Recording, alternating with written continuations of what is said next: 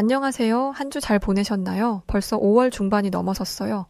엊그제 속삭이듯 봄이 찾아왔나 싶었는데 언제 그랬냐는 듯 벌써 앞질러 여름을 찾아가고 있네요.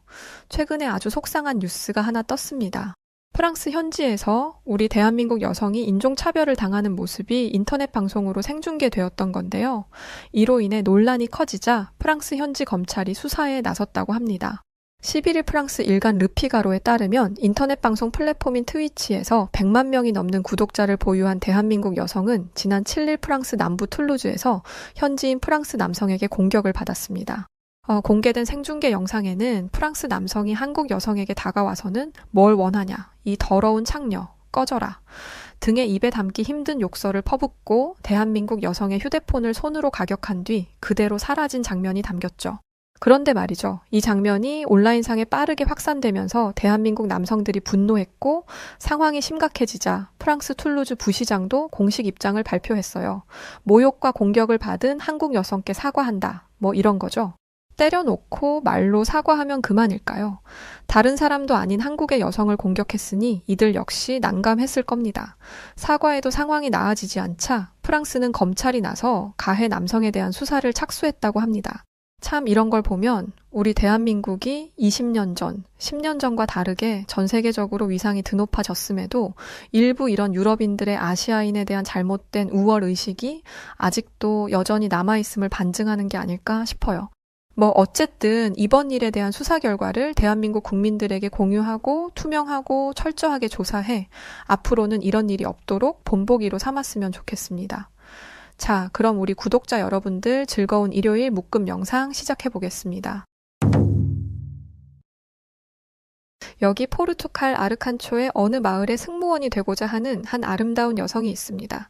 그녀는 포르투갈이 아닌 프랑스에서 한 프랑스 승객의 모습에 당황하며 어쩔 줄 몰라 했는데요. 그런데 이내 그녀는 낯선 한국인에게 갑자기 고개를 숙이며 연신 인사를 거듭하기 시작합니다.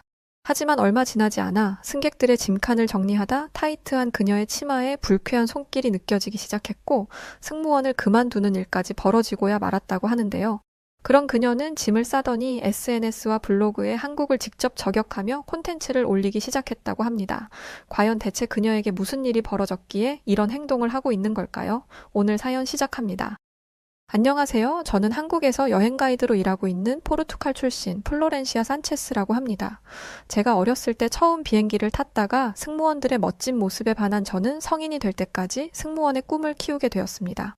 결론적으로 승무원이 되긴 했었지만 지금은 포르투갈 리스본에서 직선거리로 1400km나 떨어져 있는 한국에서 여행 가이드로 일하고 있죠.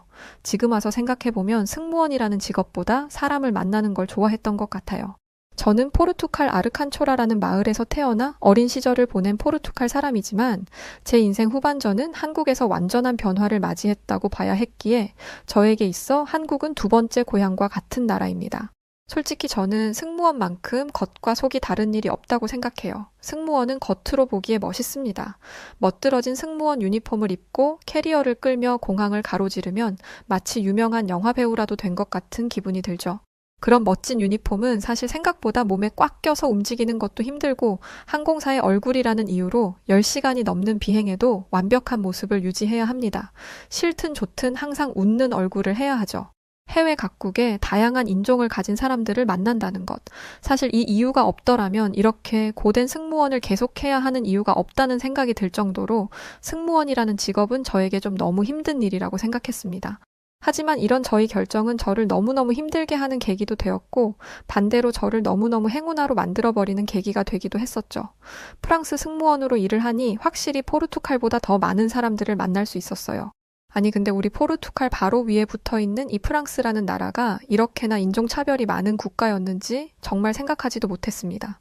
예전에 비해서 많이 좋아진 거라고는 하지만 인종차별을 당하는 사람 입장에서는 의미 없는 말이죠. 포르투갈에서 왔다는 이유로 프랑스 국적을 가진 승무원들에게 정말 많은 무시를 당했거든요. 근데 머피의 법칙 때문이었을까요? 프랑스 공항으로 이직하고 나서는 승객들에게 마저 많은 수모를 겪어야 했습니다.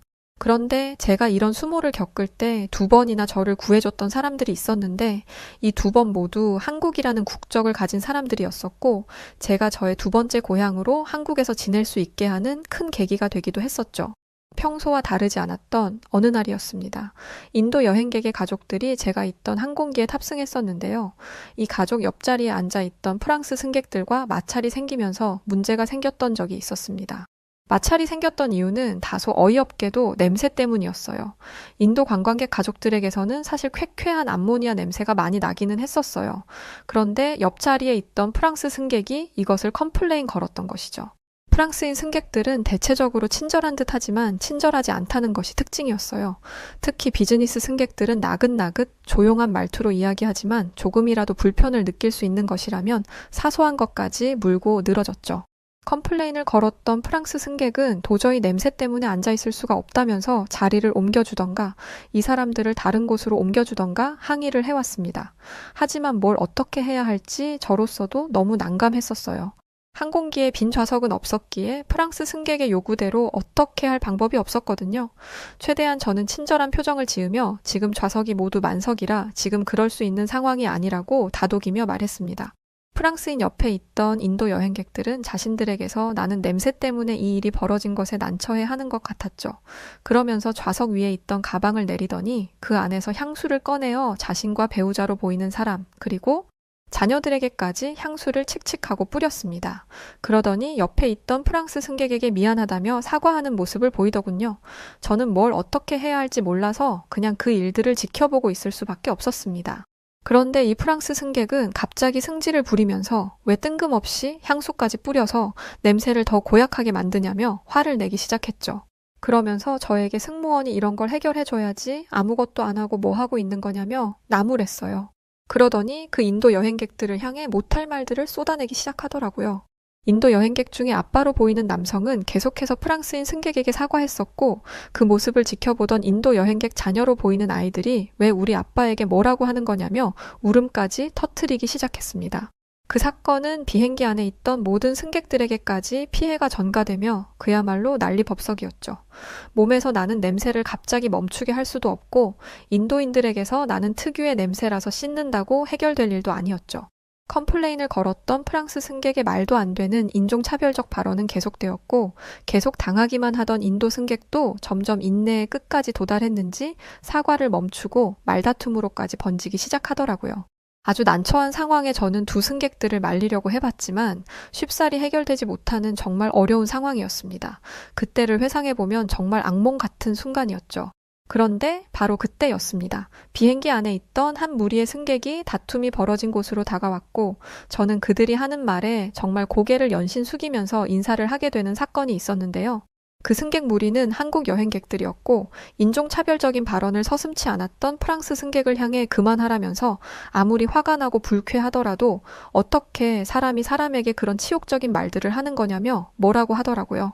한국 승객은 3명이었는데 한 명은 프랑스 승객에게 이렇게 한마디 던지고 있었고 남은 2명의 한국인들은 인도 승객의 울고 있는 자녀에게 울지 말라며 다독이는 모습을 보여줬습니다. 한국인들은 우리가 자리를 옮겨줄 테니 프랑스 승객 보고 우리 자리로 가라고 했는데요. 그런데 이 와중에 한국인들은 서로 자신의 자리를 주면 된다며 누가 뭘 할 것 없이 양보하려고 하는 모습을 보여주었습니다. 결국 이 한국인들 덕분에 비행기 안에서 벌어졌던 소란이 사라질 수 있었던 것이죠. 저는 그런 한국인들의 모습에 연신 감사하다며 인사를 거듭했고 한국인들은 굉장히 온화한 미소를 보이며 괜찮다고 말해주더라고요. 소란이 조용해지고 그 이후에 저는 자리를 옮겨준 한국인의 믿기 힘든 행동에 정말 소름이 돋을 만큼 멋진 사람이다라는 생각을 하게 되었는데요. 사실 왜 그랬냐면 실제로 인도 승객에게서 났던 냄새는 확실히 좀 심하긴 했었어요. 인도 승객도 그걸 알았던 터에 사과를 했던 것일 테죠. 그런데 자리를 옮겨준 이 한국인은 인도 승객을 향해서 정말 미안하다는 표정을 지으며 아주 정중하게 이런 말을 하기 시작했습니다. 저 혹시 괜찮으시다면 제가 마스크를 좀 끼고 있어도 기분 나쁘지 않으실 수 있으실까요? 제가 무시하려고 그러는 건 아니에요. 절대 오해는 하지 말아주세요. 한국인 승객은 갑자기 마스크를 써버리면 혹시라도 인도 승객들이 자신들에게서 나는 냄새 때문에 옆에 있는 이 승객도 불편한가 보구나 라면서 자존심 상해할 것을 생각해 미리 양해를 구하고 쓰려는 모습을 보인 것이죠. 인도 승객은 오히려 한국 승객에게 괜찮다면서 오히려 자신들에게서 나는 냄새 때문에 불편을 드려서 미안하다고 하더라고요. 분명 우리 가족 모두 샤워도 하고 그랬는데 냄새가 나는 것 같다며 사과했습니다. 한국인 승객 역시 각 나라마다 문화가 다르고 그런 건데 괜찮다면서 마스크를 쓰는 것에 이해해줘서 감사하다며 굉장히 훈훈하게 상황이 마무리되어 버리더군요. 막무가내로 컴플레인 걸며 인종차별적 발언을 서슴지 않았던 프랑스 승객과 완전히 대조되는 모습이었습니다. 그때 한국인들에게서 큰 도움을 받았던 것이었고 이 사건으로 인해서 한국인들에 대한 호감은 급상승했었죠. 제가 한국인들로부터 큰 도움을 받았던 두 번째 사건은 한국인들과 같은 아시아인들로부터의 횡포에서였습니다. 그날은 유독 평소보다 많은 아시아인들이 비행기에 올랐었는데요. 그날은 굉장히 수치스럽고 저의 자존심이 무너지는 사건을 만나게 되었던 날이었습니다. 사실 승무원으로 일을 하면 이런 일들을 종종 겪는 경우가 비일비재합니다. 어떤 일들이냐면요. 바로 성적 수치심 말이죠. 우리 승무원들이 착용하는 승무원복은 단정하지만 타이트한 미니스커트를 입기에 불편한 일들도 많이 있습니다. 몸을 움직이는 것에도 제약이 많고 자리에서 앉았다가 섰다 하는 행동들도 너무 달라붙는 스커트에 불편했습니다. 가끔 비행을 운행하며 승객들을 지나다닐 때면 빤히 보란 듯 승무원들의 몸을 위아래로 쳐다보는 사람들도 있고 일부러 자신의 몸을 부딪히며 스킨십을 시도하려는 승객들도 심심치 않게 만날 수 있죠. 이런 상황은 비단 저에게만 해당되는 일은 아니었고 아마 승무원으로 일한다면 전 세계 어느 국가의 승무원들이라도 한 번쯤은 겪어봤을 법한 아주 흔한 일들이기에 공감할 겁니다. 그런데 이번에 제가 겪었던 일은 그것을 좀 더 상회하는 상황이었어서 제 기억에 아주 깊게 자리 잡혀 있는데요. 바로 여러 명의 중국인 승객들에게서부터 겪었던 치욕적인 일이었죠. 그날 굉장히 많은 중국인 승객들이 비행기에 올랐습니다. 나이도 대체로 많지 않은 20대 중후반 정도로 밖에 보이지 않는 젊은 분들이었고 모두 남성들이었습니다. 그들은 비행기에 오르면서도 서로 시끄럽게 대화를 하면서 올라탔는데 그동안 많은 해외 여러 사람들을 만나봤지만 이렇게 언성이 높고 시끄러웠던 승객은 본 적이 없을 정도였죠. 또 가지고 온 짐들은 어찌나 많은지 짐칸이 부족할 정도였습니다. 승객들의 탑승이 시작되면 꼭 거치는 관문 중에 하나가 바로 승객들의 짐 문제입니다. 승무원이라는 직업을 가져보지 않은 분들은 그게 무슨 문제야? 라고 생각하실 수 있지만 이 짐 문제로 다툼이 생기는 경우도 있었거든요. 실제로 매 비행마다 남의 자리에 자신의 짐을 올려서 문제가 되는 경우를 수도 없이 봤습니다. 자기 짐이 많다면서 남의 자리에까지 짐을 넣는 바람에 정작 짐을 넣어야 하는 사람이 짐을 못 넣게 되고 이 상황에서 분쟁이 생기면 그걸 승무원이 해결해야 하는 거죠. 분쟁이 해결되지 않으면 승무원은 그 좁은 비행기 통로를 오고 다니면서 무거운 짐을 넣을 자리를 찾아야 합니다. 이런 상황을 마주하면 비행 시작 전부터 진이 다 빠져버리고 말죠. 그런데 그날 중국인 승객들 역시도 많은 짐을 가지고 온 터에 남의 짐 칸까지 모두 침범해버려 문제가 발생했었습니다. 너무 당연하게도 저는 빈 칸을 찾아 짐들을 넣기 위해서 움직여야 했는데 사건은 여기서부터 시작했습니다. 타이트한 치마를 입은 상태로 까치발까지 들어가며 짐을 정리하는 것은 무척이나 힘들어요. 보통 승무원들이 이렇게 짐을 정리하면 승객들은 짐을 정리할 수 있도록 자리에서 비켜주거나 하는 게 일반적인데 그 중국인 무리의 승객들은 그렇질 않았죠. 일부러 팔걸이에 손을 얹어놓고 제가 그 팔에 닿게 행동했습니다. 저의 하체가 중국인이 팔걸이에 올려놓은 손에 자꾸 접촉하게 되어 저는 속으로 매우 불쾌했었어요. 그렇지만 저는 불쾌한 표정을 드러낼 수는 없었죠. 오히려 저는 중국인 승객에게 이렇게 말해야 했습니다. 저 죄송하지만 팔걸이에 손을 잠시만 치워주시겠습니까? 손님? 불편하게 해드려 죄송합니다. 중국인 승객은 못마땅한 표정을 지으며 손을 내리긴 했는데 제가 타이트한 치마를 입은 채로 짐을 올릴 때 저의 몸을 빤히 쳐다보고 있는 것이 느껴지더군요. 킥킥대며 웃는 소리도 여기저기 나왔었고요. 순간적으로 너무 수치스러워서 빨리 정리하고 그 자리를 피하고 싶었지만 중국인들의 짐들은 많았고 무거웠습니다. 중국인들은 얼마 지나지 않아서도 내렸던 팔을 다시 팔걸이에 걸치며 저를 계속해서 불편하게 만들었습니다. 저의 하체는 그 많은 중국인들의 손과 팔에 접촉해야만 했었어요. 그런데 바로 그때였습니다. 한 남성 승객이 저에게 다가오더니 말없이 제가 짐을 정리하는 것을 도와주기 시작했죠. 그 승객은 바로 한국인이었어요. 제가 중국인들의 짐을 정리하는 것에 끙끙매고 있자 보다 못한 한국인 남성이 와서 도와준 것이었죠. 한국인 남성의 등장에 중국인들은 못마땅한 표정들을 지으며 빤히 한국 남성을 쳐다보더군요. 한국 승객이 중국인의 짐을 만져 옮기려고 하는데 왜 남의 짐을 만지냐면서 건들지 말라는 중국인 승객도 있었습니다. 심지어 기껏 짐칸에 넣은 짐을 다시 꺼냈다가 다시 집어넣는 알 수 없는 행동들까지 하는 중국인 승객들도 있었죠. 결국 그 일로 말다툼까지 벌어지고 말았었어요. 남의 짐을 왜 만지냐는 그런 이유였죠. 그 소리를 들은 한국인 승객은 하던 행동을 멈추고 가만히 그 중국인을 노려봤습니다. 그리고는 한마디 던졌는데요. 한국인 승객의 말은 이랬습니다. 남이 건드는 게 싫으면 애초에 짐을 똑바로 넣던가 했어야죠. 그것도 아니면 승무원분이 짐을 정리할 수 있게 비켜주던가요. 제가 하는 게 싫으면 직접 하시면 되겠네요. 그랬더니 중국인 승객은 정말 황당한 소리를 늘어놓기 시작하더군요. 남이사 뭘 어떻게 하든 당신이 뭔데 참견인데 난 엄연히 비행기 값을 지불하고 탄 건데 당연히 승무원들이 서비스를 해주는 게 맞지 않아? 뭔데 별 볼일 없는 한국인 따위가 난리야? 그 말을 들은 한국인 승객은 그 중국인 승객에게 아주 무서운 표정으로 정색하며 이렇게 말했습니다. 그럼 별 볼 일 있는 중국인들이 하시면 되겠네요. 말 그렇게 더 하면 별 볼 일 없는 한국인에게 처맞는 수가 있으니 그 입 닫으세요. 그리고 변태 들이세요? 손은 왜 자꾸 팔걸이에 올려놔요? 한국인 승객분의 단호한 모습에 중국인 승객들은 겁을 먹었는지 아무 소리 못했고 한국인 승객의 도움으로 짐을 빠르게 처리할 수 있었습니다. 저는 한국인 승객분께 감사하다며 인사를 했는데 괜찮다면서 웃으며 자리로 돌아가셨죠. 그런데 한국인 승객의 친절과 배려는 이걸로 끝나지 않았어요. 비행기 안에 객실 불이 꺼지고 모든 승객들이 잠이 들거나 하면 아마 많은 분들이 승무원들도 쉴 것이라고 생각하실 수 있지만 승무원들은 그 다음에 해야 할 일들을 승객들이 보이지 않는 안쪽에서 분주하게 움직입니다. 음식이라도 준비하려면 수십 명에게 드려야 할 음료와 식사, 물들을 챙기고 해야 했으니까요. 그렇게 바쁘게 움직이며 할 일을 하고 있었는데 조용히 아까 도와줬던 한국인 승객이 왔었어요. 그리고는 혹시 준비된 두통 약이 있느냐고 물어봤었죠. 사실 그때 저는 당황스러웠습니다. 제가 당황스러운 마음을 숨기고 앞으로는 번거로운 발걸음 하지 마시고 승무원 버튼을 누르시라고 했습니다. 그런데 그 승객의 반응이 너무나 놀라웠어요. 호출 버튼을 누르면 불빛이 들어와서요. 사람들이 다 주무시는데 소음을 내기 싫어서 직접 왔어요. 저는 한평생 살면서 이런 생각을 하는 승객을 만나본 적이 없었어요. 다른 주변 사람들을 이렇게 배려하는 모습에 감탄하며 충격받은 저는 두통약을 전달하고 나서 정말 한국인들 훌륭하다라는 생각을 갖게 되었죠. 실제로 저희 승무원 동료들 사이에서도 한국인들에 대한 칭찬이 많습니다. 워낙에 젠틀하고 신사다운 모습을 하는 한국인들은 승무원들에게 좋은 사람들로 평판이 자자하죠. 물론 그날 비행은 그 사건 이후에 중국인 승객들의 지나친 장난들과 불쾌한 눈빛들 때문에 무척이나 힘든 비행이었어요. 기내식을 줘야 할 때나 승객들이 앉아있는 비행기 통로를 지나야 할 때마다 유독 중국인 승객들이 앉은 자리만 지나갈 때면 신체가 접촉하는 일이 생겼으니까요.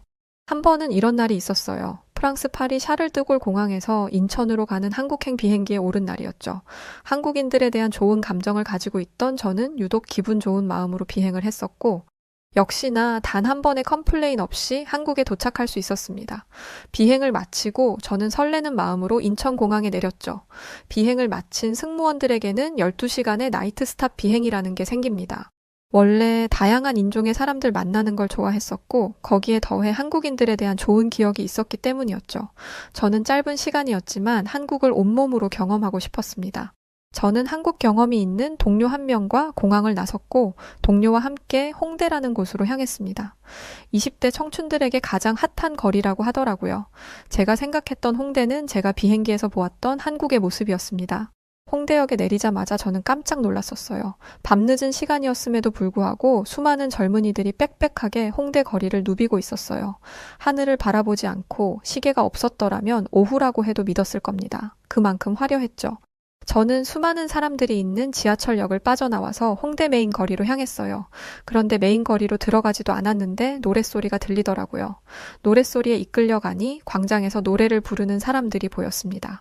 노란 조명과 음악에 심취해 노래 부르는 사람, 그를 둘러싸고 음악을 감상하고 있는 사람들까지 제가 목격한 장면은 청춘이라는 단어 하나로 설명할 수 있을 정도로 따뜻하고 제 마음을 울리는 것이었어요.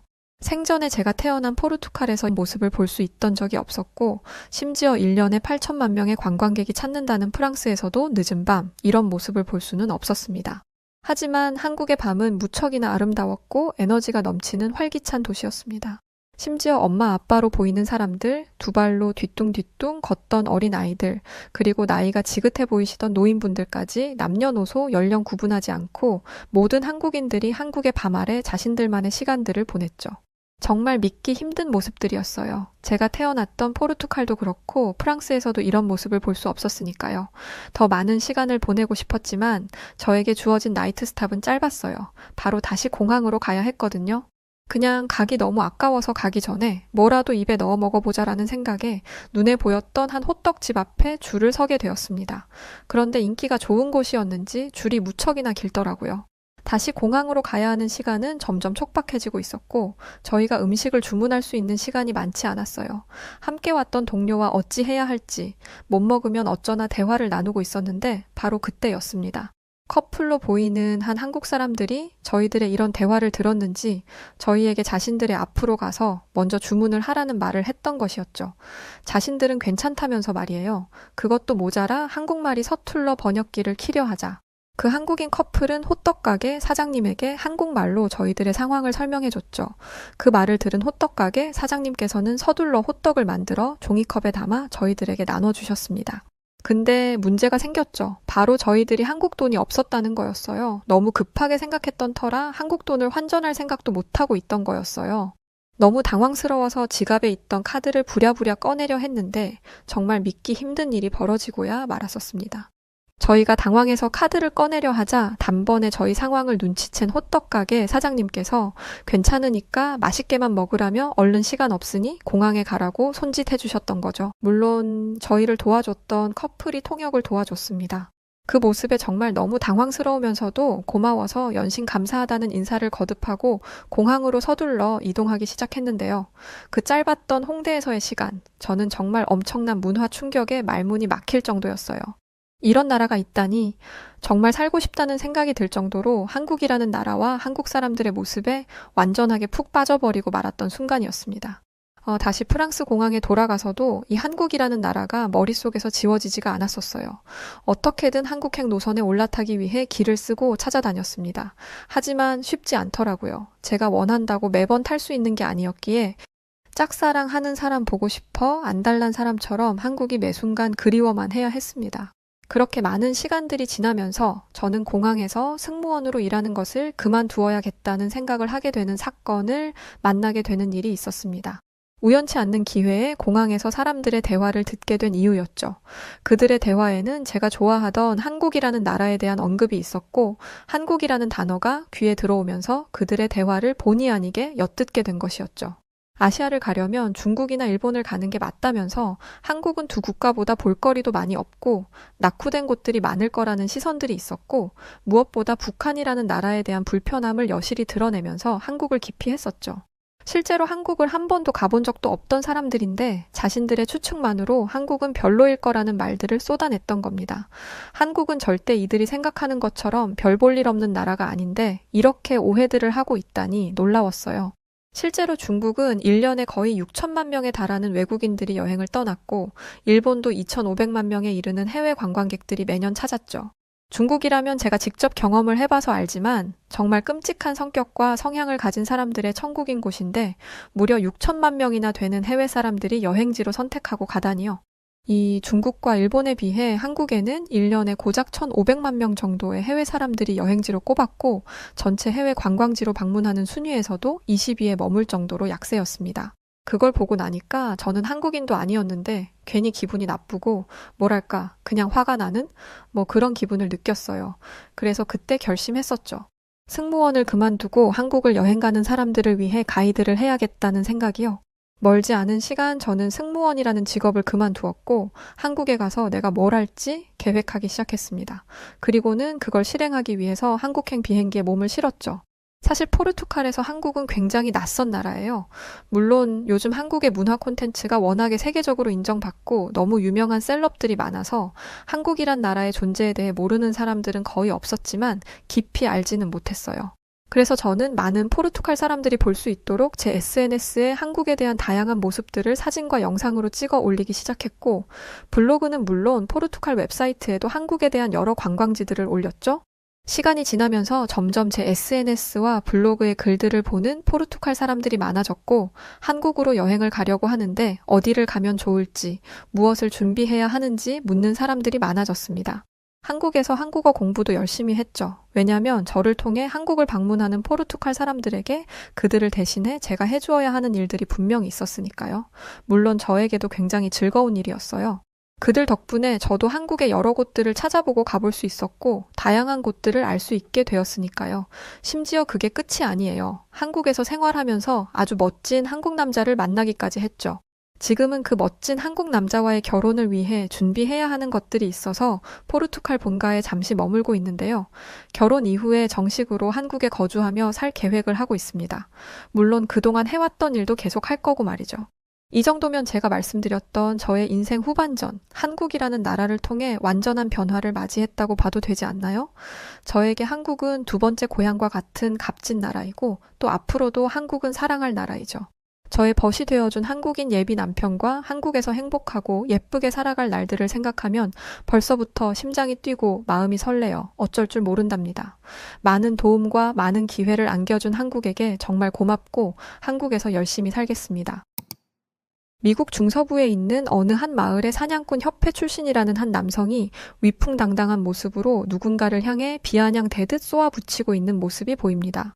그 모습을 그저 미소를 띄운 채 가만히 바라만 보고 있던 한국인이 있었고, 결국 그 둘은 본의 아니게 무언의 경쟁이 시작되기 시작하는데요. 과연 이들에게 무슨 일이 있던 걸까요?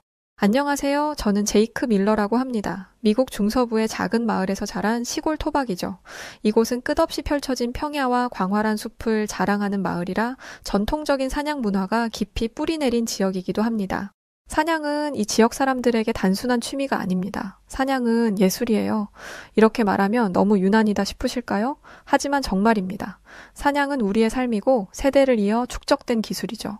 저 역시 어려서부터 아버지에게 사냥을 배웠고 제법 실력 있는 사냥꾼으로 자라났다고 자부하고 있어요.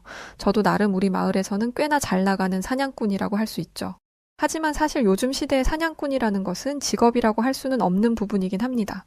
저도 사냥으로 진짜 밀렵 생활을 하며 먹고 살 수는 없으니까 직업을 가져야만 했죠. 영화 속 멋진 활자비처럼 숲을 누비며 살면 좋았겠지만 말이에요. 사실 현실의 저는 마을에 그저 그런 패스트푸드점에서 일하며 생활비를 벌고 있습니다. 네, 맞아요. 이곳에서 일하는 건 그다지 자랑스러운 일이라고 하긴 어렵겠죠. 하지만 어쩔 수 없는 선택이었습니다. 하지만 괜찮았어요. 일이 특별히 힘든 것도 아니었고 마을 사람들도 모두 친근했기 때문에 제 삶에 대해서는 만족하는 편이었거든요. 유일한 삶의 낙이라면 가끔 제가 일하는 가게에 찾아오는 사냥꾼 협회 동료들과 사냥 이야기를 나누며 프렌치 프라이를 나눠 먹고는 할 때가 작은 즐거움이었답니다. 그러던 어느 날 가게에 새로운 직원이 들어왔습니다. 저는 처음엔 제 눈을 의심했어요. 웬 처음 보는 아시아인이었거든요. 저희 마을은 워낙에 작은 마을이었고 새롭게 이주해오는 사람이 잘 없었기 때문에 이렇게 아시아인이 이주해오는 일은 정말 드문 일이었어요. 그는 조회 시간에 들어서선 자신만만하게 자기 소개를 시작했습니다. 이름은 노아박이었고 한국인이라고 했죠. 네, 지금 제 말투에서도 아시겠지만 처음 그를 봤을 때 저는 솔직히 그가 마음에 들지 않았습니다. 왜 그런 감정을 느꼈는지 설명하긴 어렵지만 아마도 그가 아시아인이었기 때문이었던 것 같아요. 작은 시골 마을에서 외지인을 만나는 것도 흔한 일이 아니었는데 잘 알지도 못하는 아시아인까지 들어와 나와 같은 일을 한다는 사실 자체가 불쾌하게 느껴졌습니다. 지금은 이렇게 생각하지 않지만 솔직히 그때는 내 수준이 떨어지는 것 같다는 생각을 하기도 했어요. 하지만 괜찮았습니다. 왜냐면 전 그가 금방 떨어져 나가서 이 마을을 떠날 거라고 생각했거든요. 작은 마을의 사람들은 경계심이 많은 법이죠. 저는 저뿐만 아니라 다른 사람들도 그를 달가워하지 않을 거라고 확신했어요. 그러니 자연스럽게 사람들이 그를 쫓아내주리라고 생각했죠. 실제로도 그는 조용히 자신의 자리를 찾아선 아무와도 어울리지 않고 소리 없이 일만 하다 가는 것 같았어요. 그런데 사실 이건 저의 착각이었던 것 같습니다. 어느 순간 제가 며칠의 휴가를 다녀오고 나서 보니 그가 예상보다 빠르게 일에 적응해 나가는 것은 물론 이미 손님들과도 잘 어울리고 직원들 사이에서도 자리를 잡은 듯한 모습을 볼 수 있었거든요. 알고 보니 제가 없는 동안에 그 빈 자리마저도 전혀 티가 나지 않게끔 그가 제 역할까지 완벽하게 해내고 있었다고 하더군요. 뭐야, 그럼 내가 없어도 되는 거야? 하는 생각에 괜시리 민망해진 저는 그가 한결 더 마음에 안 들기 시작했습니다. 그때부터였던 것 같아요. 그의 존재는 점점 저를 불편하게 만들고 있었습니다. 가게에서 일을 하는 동안에도 마을 사람들과 어울리는 그의 모습이 눈에 밟혀왔어요. 저는 그를 무시하려고 했지만 어느 순간 그가 저보다 더 주목받고 있다는 느낌이 들기 시작했죠. 저는 결국 그 한국인이 대화에 끼어들지 못하게 하기 위해 사냥 이야기를 꺼내기 시작했어요. 제가 그와 다르게 마을 사람들과 딱 하나, 우리끼리만 공유하는 게 있다면 그건 바로 사냥에 대한 이야기였으니까요. 저는 한국인인 노아가 조금이라도 주목받는다 싶으면 얼른 사냥 이야기를 꺼내며 그의 입을 다물게 하기를 반복했습니다. 그렇지 않으면 그는 농담도 너무 잘해서 사람들이 그가 말을 할 때마다 이미 깔깔거리고 있는 꼴이 너무 보기 싫었거든요. 그렇게 몇 달이 흘렀습니다. 저는 노아와 많이 어울리지 않았고 가게에선 유일하게 제일 사이가 안 친한 사람으로 남게 되었어요. 노아는 남들과 똑같이 간간히 제게도 말을 걸어왔지만 사실 제가 노아를 무시했거든요. 괜시리 그에게 제 친구들을 빼앗기는 것 같아 얄미운 마음도 들었어요. 그렇게 어색한 분위기가 계속되어 가던 어느 날 노아가 갑자기 폭탄 발언을 던지며 모든 상황을 완전히 뒤바꿔 놓게 되었습니다. 바로 그가 우리 마을 사냥꾼 협회에 가입 신청을 넣었다는 거예요. 저는 화들짝 놀래선 그에게 화를 내며 물었어요. 무슨 소리야? 노아, 너 사냥 라이센스는 있는 거야? 네가 이 마을에 온 지 얼마나 됐다고? 최소 6개월은 지나야 거주자 인정을 받을 수 있는데 어떻게 네가 협회에 가입 신청을 해? 그리고 총은 잡을 줄은 알고 하는 거야? 라고 말했죠. 그런데 노아가 당황한 듯한 얼굴을 하며 말하더군요. 자기가 여기 온 지가 벌써 6개월이 넘었다고 말이죠. 저는 손가락을 꼽아 그가 언제쯤 왔는지를 떠올리려 애를 썼어요. 네, 그러고 보니 정말 6개월이 넘었더군요. 노아는 제게 다가와 제 어깨를 두드리며 제가 사냥 이야기를 하도 많이 해서 자기도 정말 사냥이 해보고 싶었다고 말하더군요. 이참에 가까워지는 계기가 되면 좋겠다면서 말이죠. 저는 어이가 없어 웃음도 안 나왔어요. 너까짓게 지금 나랑 사냥을 같이 한다고? 화가 났지만 그런 말을 입 밖으로 낼 순 없었기 때문에 우선 알겠다고 했죠. 사실은 내심 그런 생각도 했습니다. 그래, 사냥의 사자도 모르는 놈이 사냥터에서 내가 짓밟아줄게. 그런 생각이요. 아마도 몇 번 사냥을 나가보고 나면 당장에 그만두겠다며 도망쳐버릴 것이 뻔했습니다. 사냥이 그렇게 쉬운 일이 아니거든요. 제가 누누이 말하지만 사냥은 단순한 취미가 아니라 오랜 시간에 걸쳐 배워야 하는 기술이고 경험이 쌓여야만 제대로 할 수 있는 일이랍니다.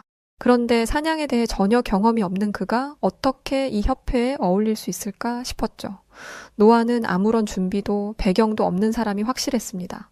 저는 제게 사냥을 알려주신 아버지의 명예를 걸고 이번 사냥 시즌에 한국인 노아의 코를 납작하게 해주리라 다짐했어요. 총소리에 기겁하고 놀랄 노아를 생각하니 벌써부터 고소하더군요. 그리고 기다리던 사냥 시즌이 왔습니다. 저는 준비를 마치고 근엄한 모습으로 사냥터에 나갔어요. 저와 함께하는 동료들도 다들 즐거운 표정으로 자리해 있었죠.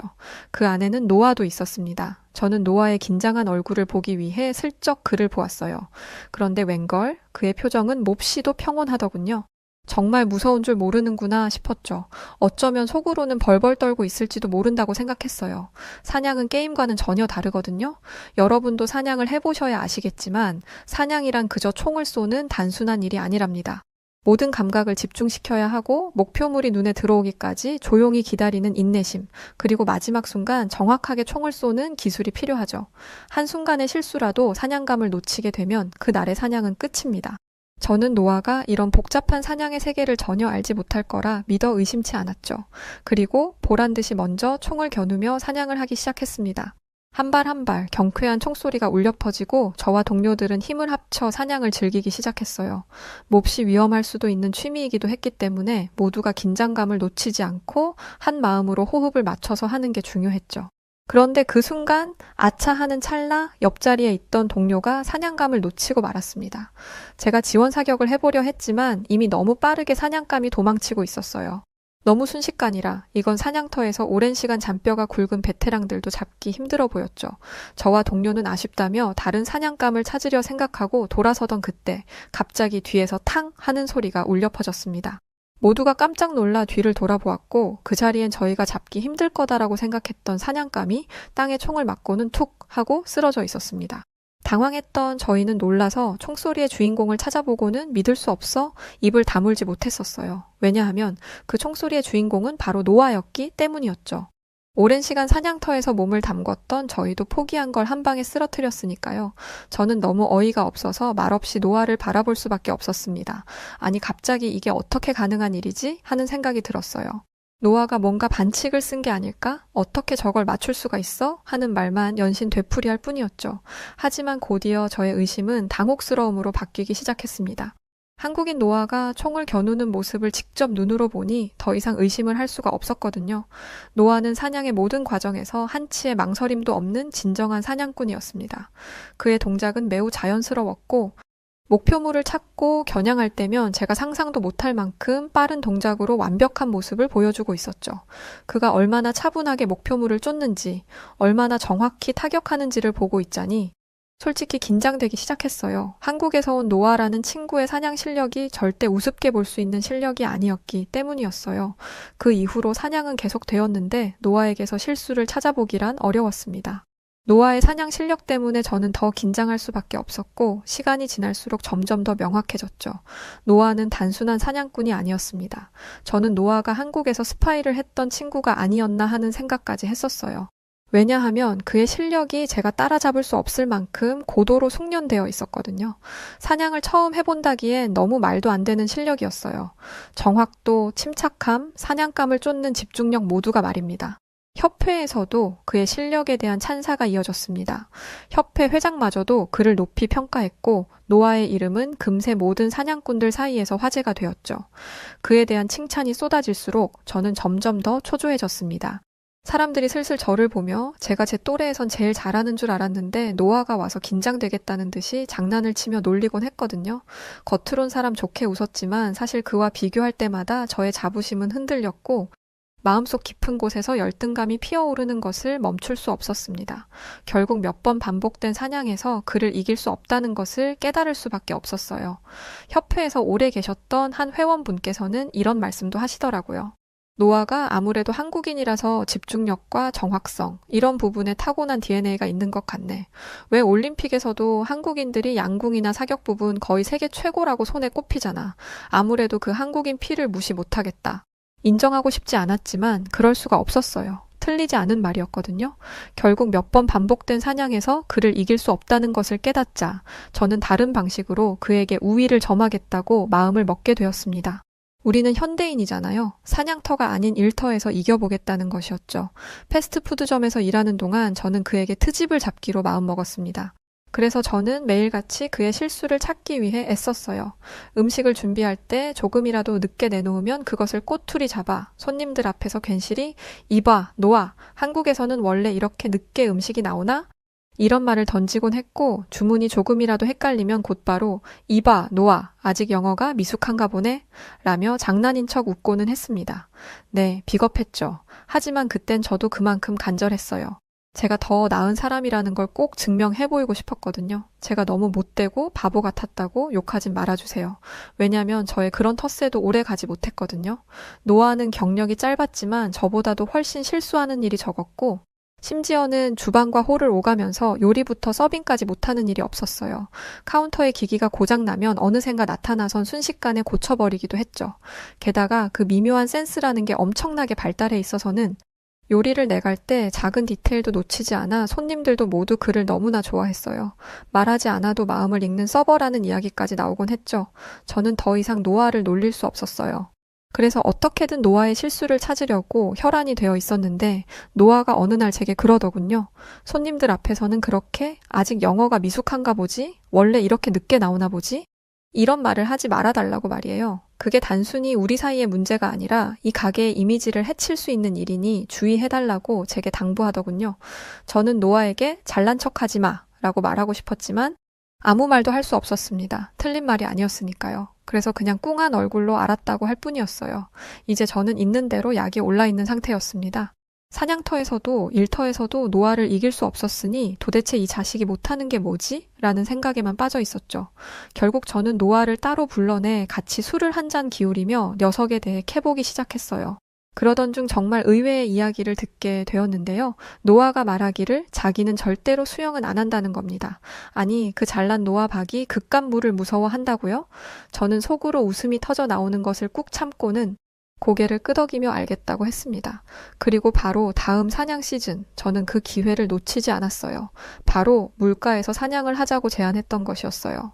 물론 대놓고 물가에서 사냥을 하자 이렇게 말을 한 것은 아니었고 사냥을 하던 도중에 사냥감이 물가 쪽으로 간 것 같으니 그쪽으로 가서 완전히 몰아내 사냥을 끝마치고 시원하게 수영을 하면서 오늘 사냥을 마무리하자고 제안했던 것이었어요.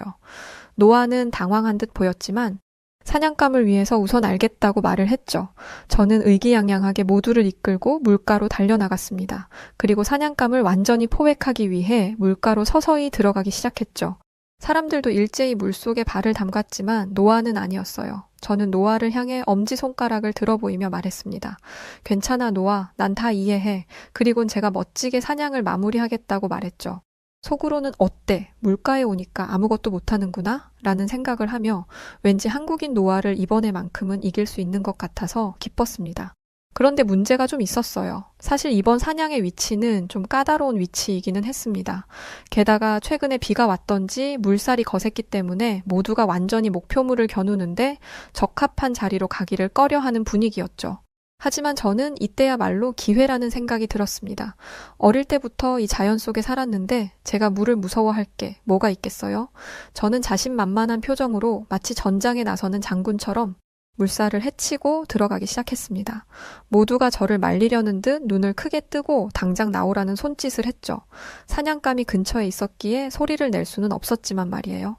저는 그들에게 시익 미소를 지어 보이고는 더욱 과감하게 물살 안쪽으로 들어섰습니다. 그리고 숨을 죽였죠. 셋, 둘, 하나, 탕! 총소리가 울려 퍼졌습니다. 그리고 사냥감이 쓰러졌어요. 저는 환호하며 주먹을 들어 올렸습니다.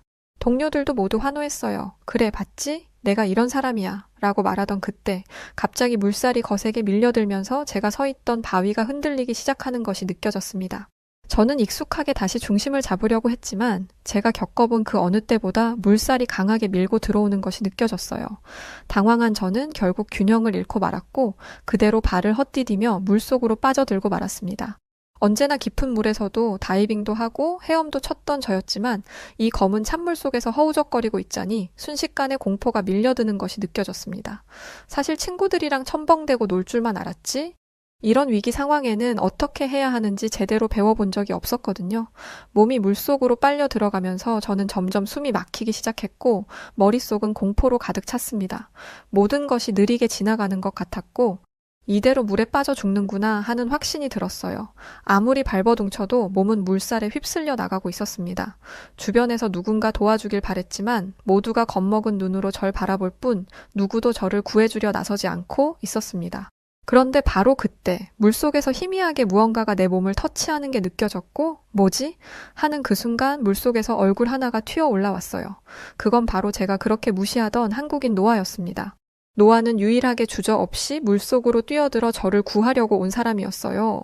하지만 분명 수영을 못한다고 했었는데 그 생각을 하며 의아해할 틈도 없이 노아가 빠르게 다가와 저에게 손을 뻗었습니다. 그리고 이윽고 노아가 저를 붙잡았을 때 저는 그대로 잠시 정신을 잃고 말았어요. 금방 다시 정신을 차렸을 때 노아는 침착하게 저를 물가로 끌어올리고 있었습니다. 저는 무사히 물 밖으로 나오고 나서야 숨을 쉬며 삼킨 물을 뱉어낼 수 있었어요. 온몸이 떨리고 아직도 심장이 쿵쾅거렸습니다. 저는 그저 바닥에 앉아 헐떡이며 정신을 가다듬으려 애쓸 따름이었어요. 한동안 말이 나오지 않았습니다. 내가 방금 목숨을 잃을 뻔했다는 사실을 실감하며 동시에 나를 구해준 사람이 노아라는 사실 역시도 충격이었죠. 며칠 뒤 완전히 회복한 저는 노아와 술을 마시며 이야기를 깊게 해볼 수 있었습니다. 당연히 저는 그동안 노아를 무시했던 것을 반성하며 생명을 구해준 노아에게 감사함을 전했어요. 그리고 분명 수영을 못한다던 그가 어떻게 이런 실력을 보여준 건지가 궁금했습니다. 술이 몇 잔 들어가고 저는 노아에게 이런 저의 궁금증을 모두 묻기 시작했습니다. 사냥 기술과 수영까지 모든 게 궁금했죠. 그리고 그 자리에서 한국인이었던 노아가 자신의 이야기를 털어놓더군요. 사실 그는 과거 한국의 해병대에서 복무했었으며 물속에서 훈련을 받는 일이 많았다고 했습니다. 실제로 알고 보니 한국에서는 해병대가 그렇게 유명하다고 하더라고요. 노아는 그 중에서도 자기는 특히 군 생활에 재미를 붙여서 직업 군인으로 살고자 하는 생각도 있었다고 합니다.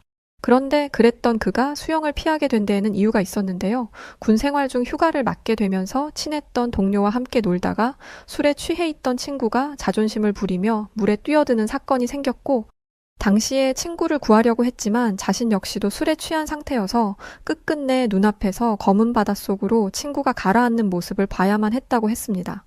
그리고 그 사건이 트라우마가 되어 물에 들어가는 것을 꺼리게 되었다는 것이었죠. 저는 그의 이야기를 듣고 말문이 막혀버렸습니다. 그동안 그를 무시하고 깔봤던 제 모습이 너무도 부끄러워서 숨어버리고만 싶었어요. 그는 단순히 수영을 못하는 게 아니라 힘든 과거의 상처 때문에 물을 피하려 했던 것이었습니다. 그러나 저를 구하기 위해 그 두려움을 이겨내고 물속에 뛰어들었던 것이었고요. 그 사실을 깨닫자 더 이상 저는 그를 무시할 수 없었습니다. 그리고 그에게 진심으로 깊은 감사를 느꼈어요. 그동안 그를 대했던 제 태도가 얼마나 잘못됐는지도 깨달았죠. 그 이후부터 이제는 제가 해왔던 모든 것들이 부질없다는 생각이 들었습니다. 그와의 경쟁은 완전히 무의미했어요. 애초부터 한국 해병대 출신이었던 노아를 제가 이길 방법은 없었던 거죠. 노아가 정확한 사냥감을 타격했던 사냥 실력과 위기 속에서 대응했던 수영 실력까지 제 상대가 아니었던 겁니다. 노아는. 저는 완전히 그의 편이 되어서 이제는 그와 좋은 동료로 지내고 싶다는 생각밖에는 없었습니다. 하지만 그것만으로는 충분하지 않았죠. 저는 그에게 진심으로 미안하다고 말해야 한다고 느꼈습니다. 며칠 후 일을 하던 도중 저는 노아에게 다가가 용기를 내서 말을 꺼냈습니다. 제가 그동안 미안했다고 말이죠. 너는 몰랐겠지만 이라고 말을 이으려는데 노아가 뜻밖의 대답을 하더군요. 제이크, 다 알고 있어 괜찮아 라고 말이죠. 뭘 알고 있냐고 물었더니 그러더군요. 제가 자신을 경계하고 있었다는 것, 자신을 이겨보려고 계속해서 도발하고 있었다는 것을 모두가 다 알고 있다고 말이에요. 저는 너무 부끄러워서 아무 말도 할 수 없었습니다. 노아는 제게 이젠 다 괜찮다고 말하며 대신 자기와 함께 열심히 일을 하자고 말해주었어요. 솔직히 속으로는 내가 열심히 일하는 게 너에게 뭐가 도움이 된다고? 라는 생각이 들었지만 우선은 알겠다고 했습니다. 이제는 노아가 말하는 건 다 오케이였으니까요. 이후 세상이 달라 보이기 시작하면서 제 눈에는 노아의 장점들만이 보이기 시작했습니다. 노아는 생각보다 더 배울 점이 많은 친구였어요. 노아는 정말 성실했고 일을 효율적으로 할 줄 아는 친구였죠. 워낙에 모든 게 빨라서 단지 성격이 급하다고 생각했었는데 그게 아니라 진짜 똑똑하게 일 처리를 잘 하고 있던 것이었어요. 노아는 제가 자신을 지켜보고 있다는 걸 깨달았는지 하루는 저를 붙잡고 그러더군요. 제가 음식을 준비할 때 너무 서두르고 허둥지둥하는 경향이 있어서 손님들의 주문을 늘 한 끗 차이로 놓치는 것 같다고 말이에요. 근데 그건 정말이었습니다. 제 버거에는 피클을 빼달라고 했잖아요. 저는 콜라가 아니라 커피를 시켰는데요. 이런 클레임들이 제 일에는 항상 다반사였거든요. 하지만 빠르게 일 처리를 하다 보니 누구라도 그럴 수 있다고 전 생각해 왔었어요. 하지만 노아는 그런 일을 방지하기 위해선 머릿속으로 기억하려 하지 말고 작은 것도 간단히 메모해 카운터에 순서대로 놓는 것이 중요하다고 알려주었습니다. 처음엔 굳이 뭘 그렇게까지 하나 싶었는데 노아가 시키는 대로 했더니 정말로 실수를 하는 일이 없어지더군요. 실수를 하지 않으니 스트레스도 없어지고요.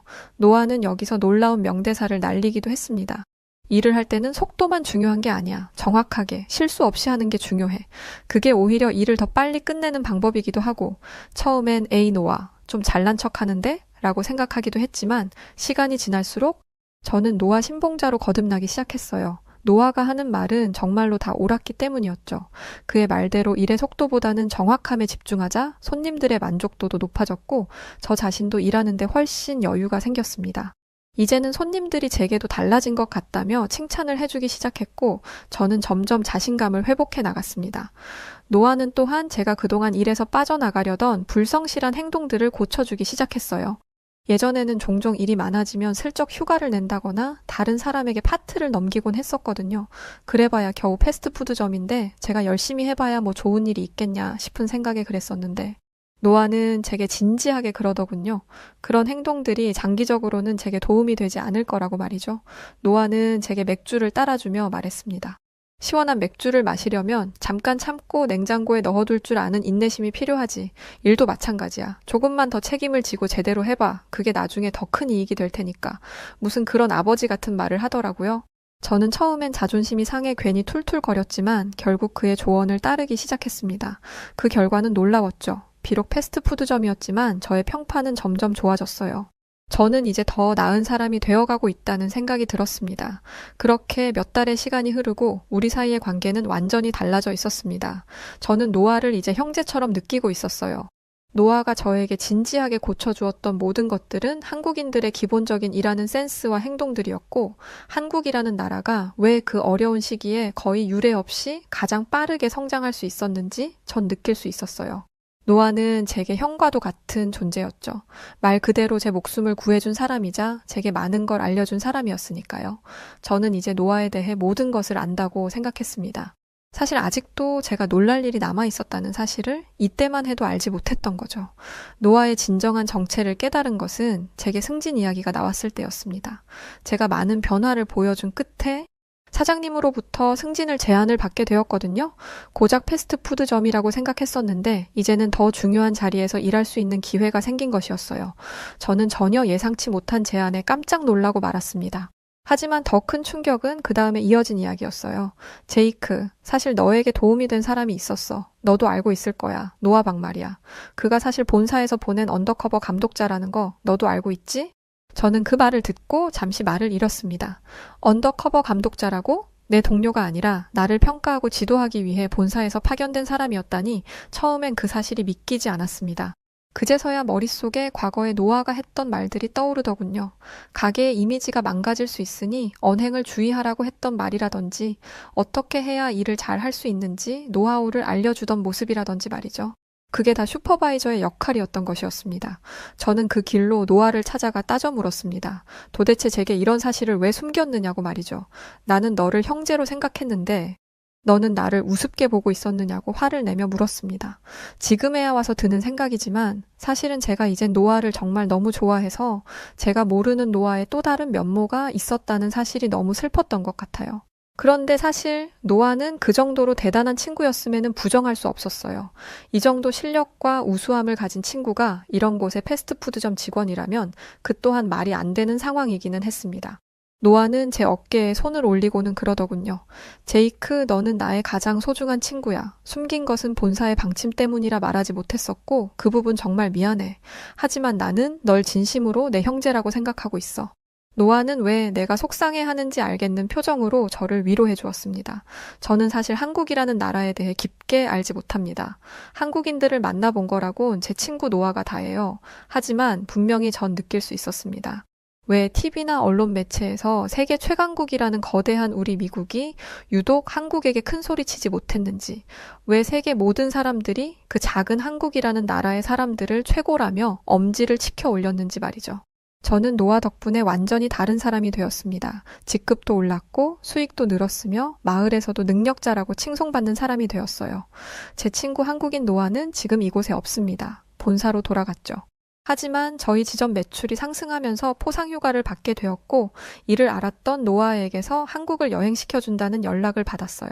그래서 얼마 뒤면 저는 한국으로 향하게 됩니다. 벌써부터 설레고 있어요. 한국에는 노아와 같은 사람들이 수두룩 천지일 텐데 과연 어떤 나라일지 기대가 되고 한국에 가서도 노아와 멋진 경험들을 하고 오겠습니다. 미국 펜실베이니아주 필라델피아에 있는 아이비리그 대학, 중국인 국적의 교수와 중국에서 유학 온 학생, 그리고 한국인 학생이 대치하고 있는 모습이 보입니다. 이 학교에는 아주 유명한 한국인 유학생들로만 구성되어 있는 IT 크루라는 동아리가 있는데요. 이 학교에서 한국과 중국이라는 거대 동아시아 국가의 마찰이 생겨나기 시작해 난리가 났다고 하는데 과연 무슨 일이 있던 걸까요?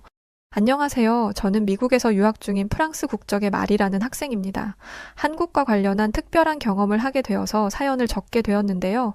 저에게 한국은 언제나 늘 신비롭고 특별한 나라였어요.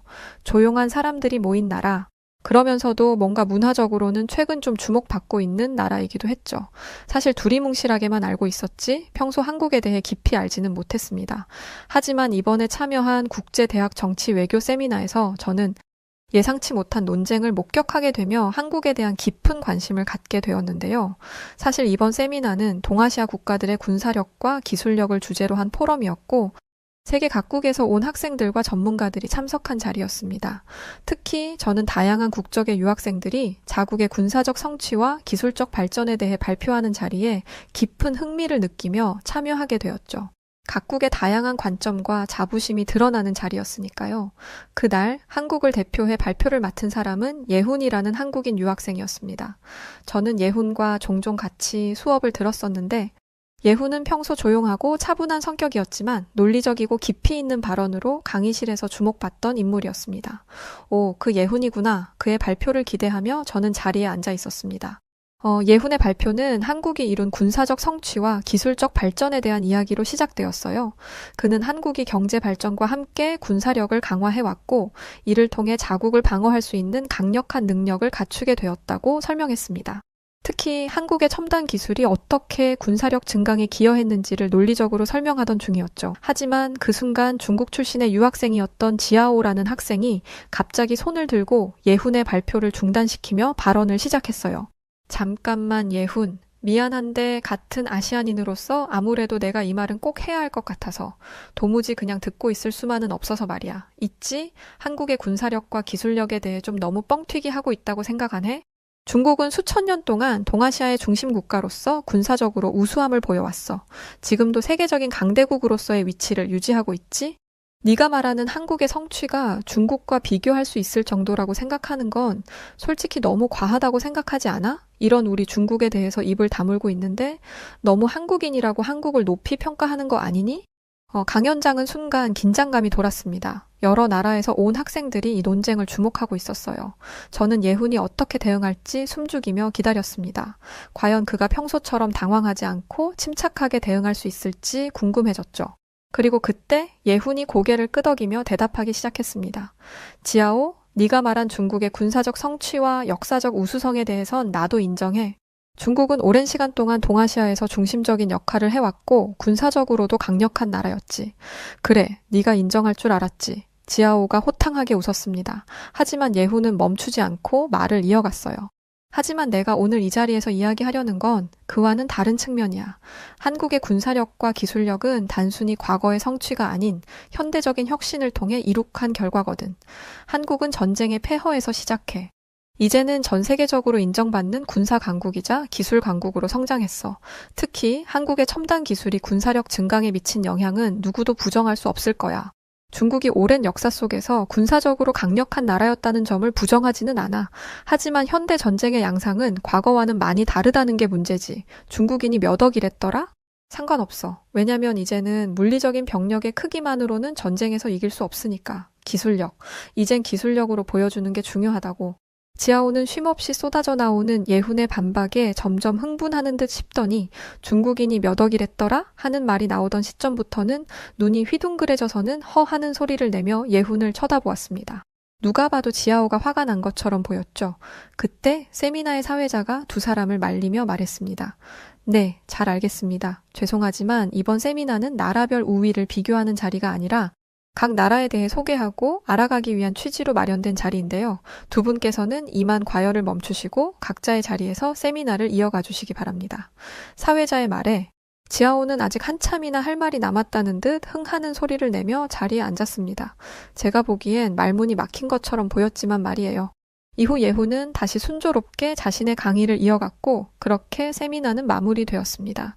그 일이 있은 후로부터 한 달 뒤 저는 문득 다른 수업에 들어가려다 망연자실한 얼굴로 강의실에서 나오는 예훈을 마주하게 되었어요. 평소와는 다르게 매우 실망한 얼굴이었기에 도대체 무슨 일인지 그에게 물어볼 수밖에 없었죠. 저는 그에게 다가가 이전에 세미나 때와 강의할 때 몇 번 마주했던 말이라고 인사하며 그에게 무슨 일이 있는지 물었습니다. 그는 애써 반갑게 웃어 보이며 말했습니다. 안녕 마리. 사실은 그의 이야기를 들은 저는 충격에 빠지고 말았습니다. 교수님께서 그에게 그의 과제가 표절된 자료이므로 낙제 점수를 줄 수밖에 없다고 하셨다는 것이었어요. 그 똑부러지는 예훈이 표절이라니? 믿을 수 없다는 생각에 저는 그에게 자세한 내막을 물었죠. 사실 별다른 내막조차 없었습니다. 최근 저희에게는 학기를 마무리하는 큰 과제가 내려져 왔었고 예훈은 언제나처럼 밤을 새워가며 그 과제를 준비했다고 합니다. 마지막 도표 하나까지 틀림없도록 꼼꼼하게 확인해서 이제 제출만을 남겨두었다고 했죠. 그런데 그때 교수님께서 과제를 일괄적으로 올려놓으라고 말한 비밀 게시판에서 갑자기 예훈이 준비하고 있던 자료와 거의 똑같은 이름의 과제가 업로드되었다는 거예요. 게시판은 과제명 말고는 모든 것이 비밀로 유지되는 게시판이었기 때문에 예훈은 그 상대가 누군지 알 수 없었고 혹시나 하는 마음에 재빨리 마무리를 지어 교수님에게 과제를 제출했지만 교수님께서는 이 과제가 바로 얼마 전에 똑같은 내용으로 이미 업로드되었던 과제라고 하며 둘 중 한 명이 표절을 한 게 분명하다고 하셨다고 합니다. 그런데 예훈이 두 번째로 제출했기 때문에 교수님께서는 예훈을 표절자로 판단할 수밖에 없었다고 하더라고요. 이 말을 하며 예훈은 세상이 무너진 것 같은 얼굴을 하고 있었습니다. 저는 예훈이 평소 과제와 강의에 얼마나 열심이었는지를 알고 있었기 때문에 그의 억울함에 동감할 수 있었습니다. 예훈은 도대체 누가 그 과제를 올린 것인지만이라도 알려달라고 했지만 교수님은 끝까지 알려주지 않으셨다고 해요. 그렇게 예훈은 어떻게 된 영문인지도 모른 채 그대로 낙제 점수를 받게 생긴 상황이었어요. 저는 예훈을 위로하려 했지만 예훈은 어느 때보다도 망연자실한 얼굴로 애써 웃어 보이며 이내 복도를 걸어 저 멀리 사라져갔습니다. 제가 할 수 있는 거라고는 그의 안쓰러운 뒷모습을 지켜보는 수밖에는 없었어요. 그렇게 예훈과의 대화를 마치고 나서도 저는 그의 이야기가 머릿속에서 떠나지 않았습니다. 예훈이 겪은 일이 너무나도 억울하고 불공평하게 느껴졌기 때문이에요. 그는 항상 성실하게 공부하고 누구보다도 학업에 열정적이었던 학생이었죠. 그런 그가 표절자로 몰려 낙제 위기에 처했다는 사실이 믿기지 않았습니다. 저는 이 상황을 그냥 넘길 수 없다고 생각하게 되었어요. 며칠 후 저는 우연히 지아오와 그의 무리가 도서관에서 얘기하고 있는 모습을 보게 되었어요. 그들은 평소처럼 무리지어 있었고 누군가의 말을 듣고 깔깔대며 웃고 있었어요. 저는 별다른 생각 없이 지나치려고 했는데 그 순간 그들의 대화 중 한마디가 제 귀에 들어왔습니다. 예훈이 그걸 알면 어떤 표정을 지을까? 아마 얼굴이 새빨개져서는 흥분해 난리를 치겠지?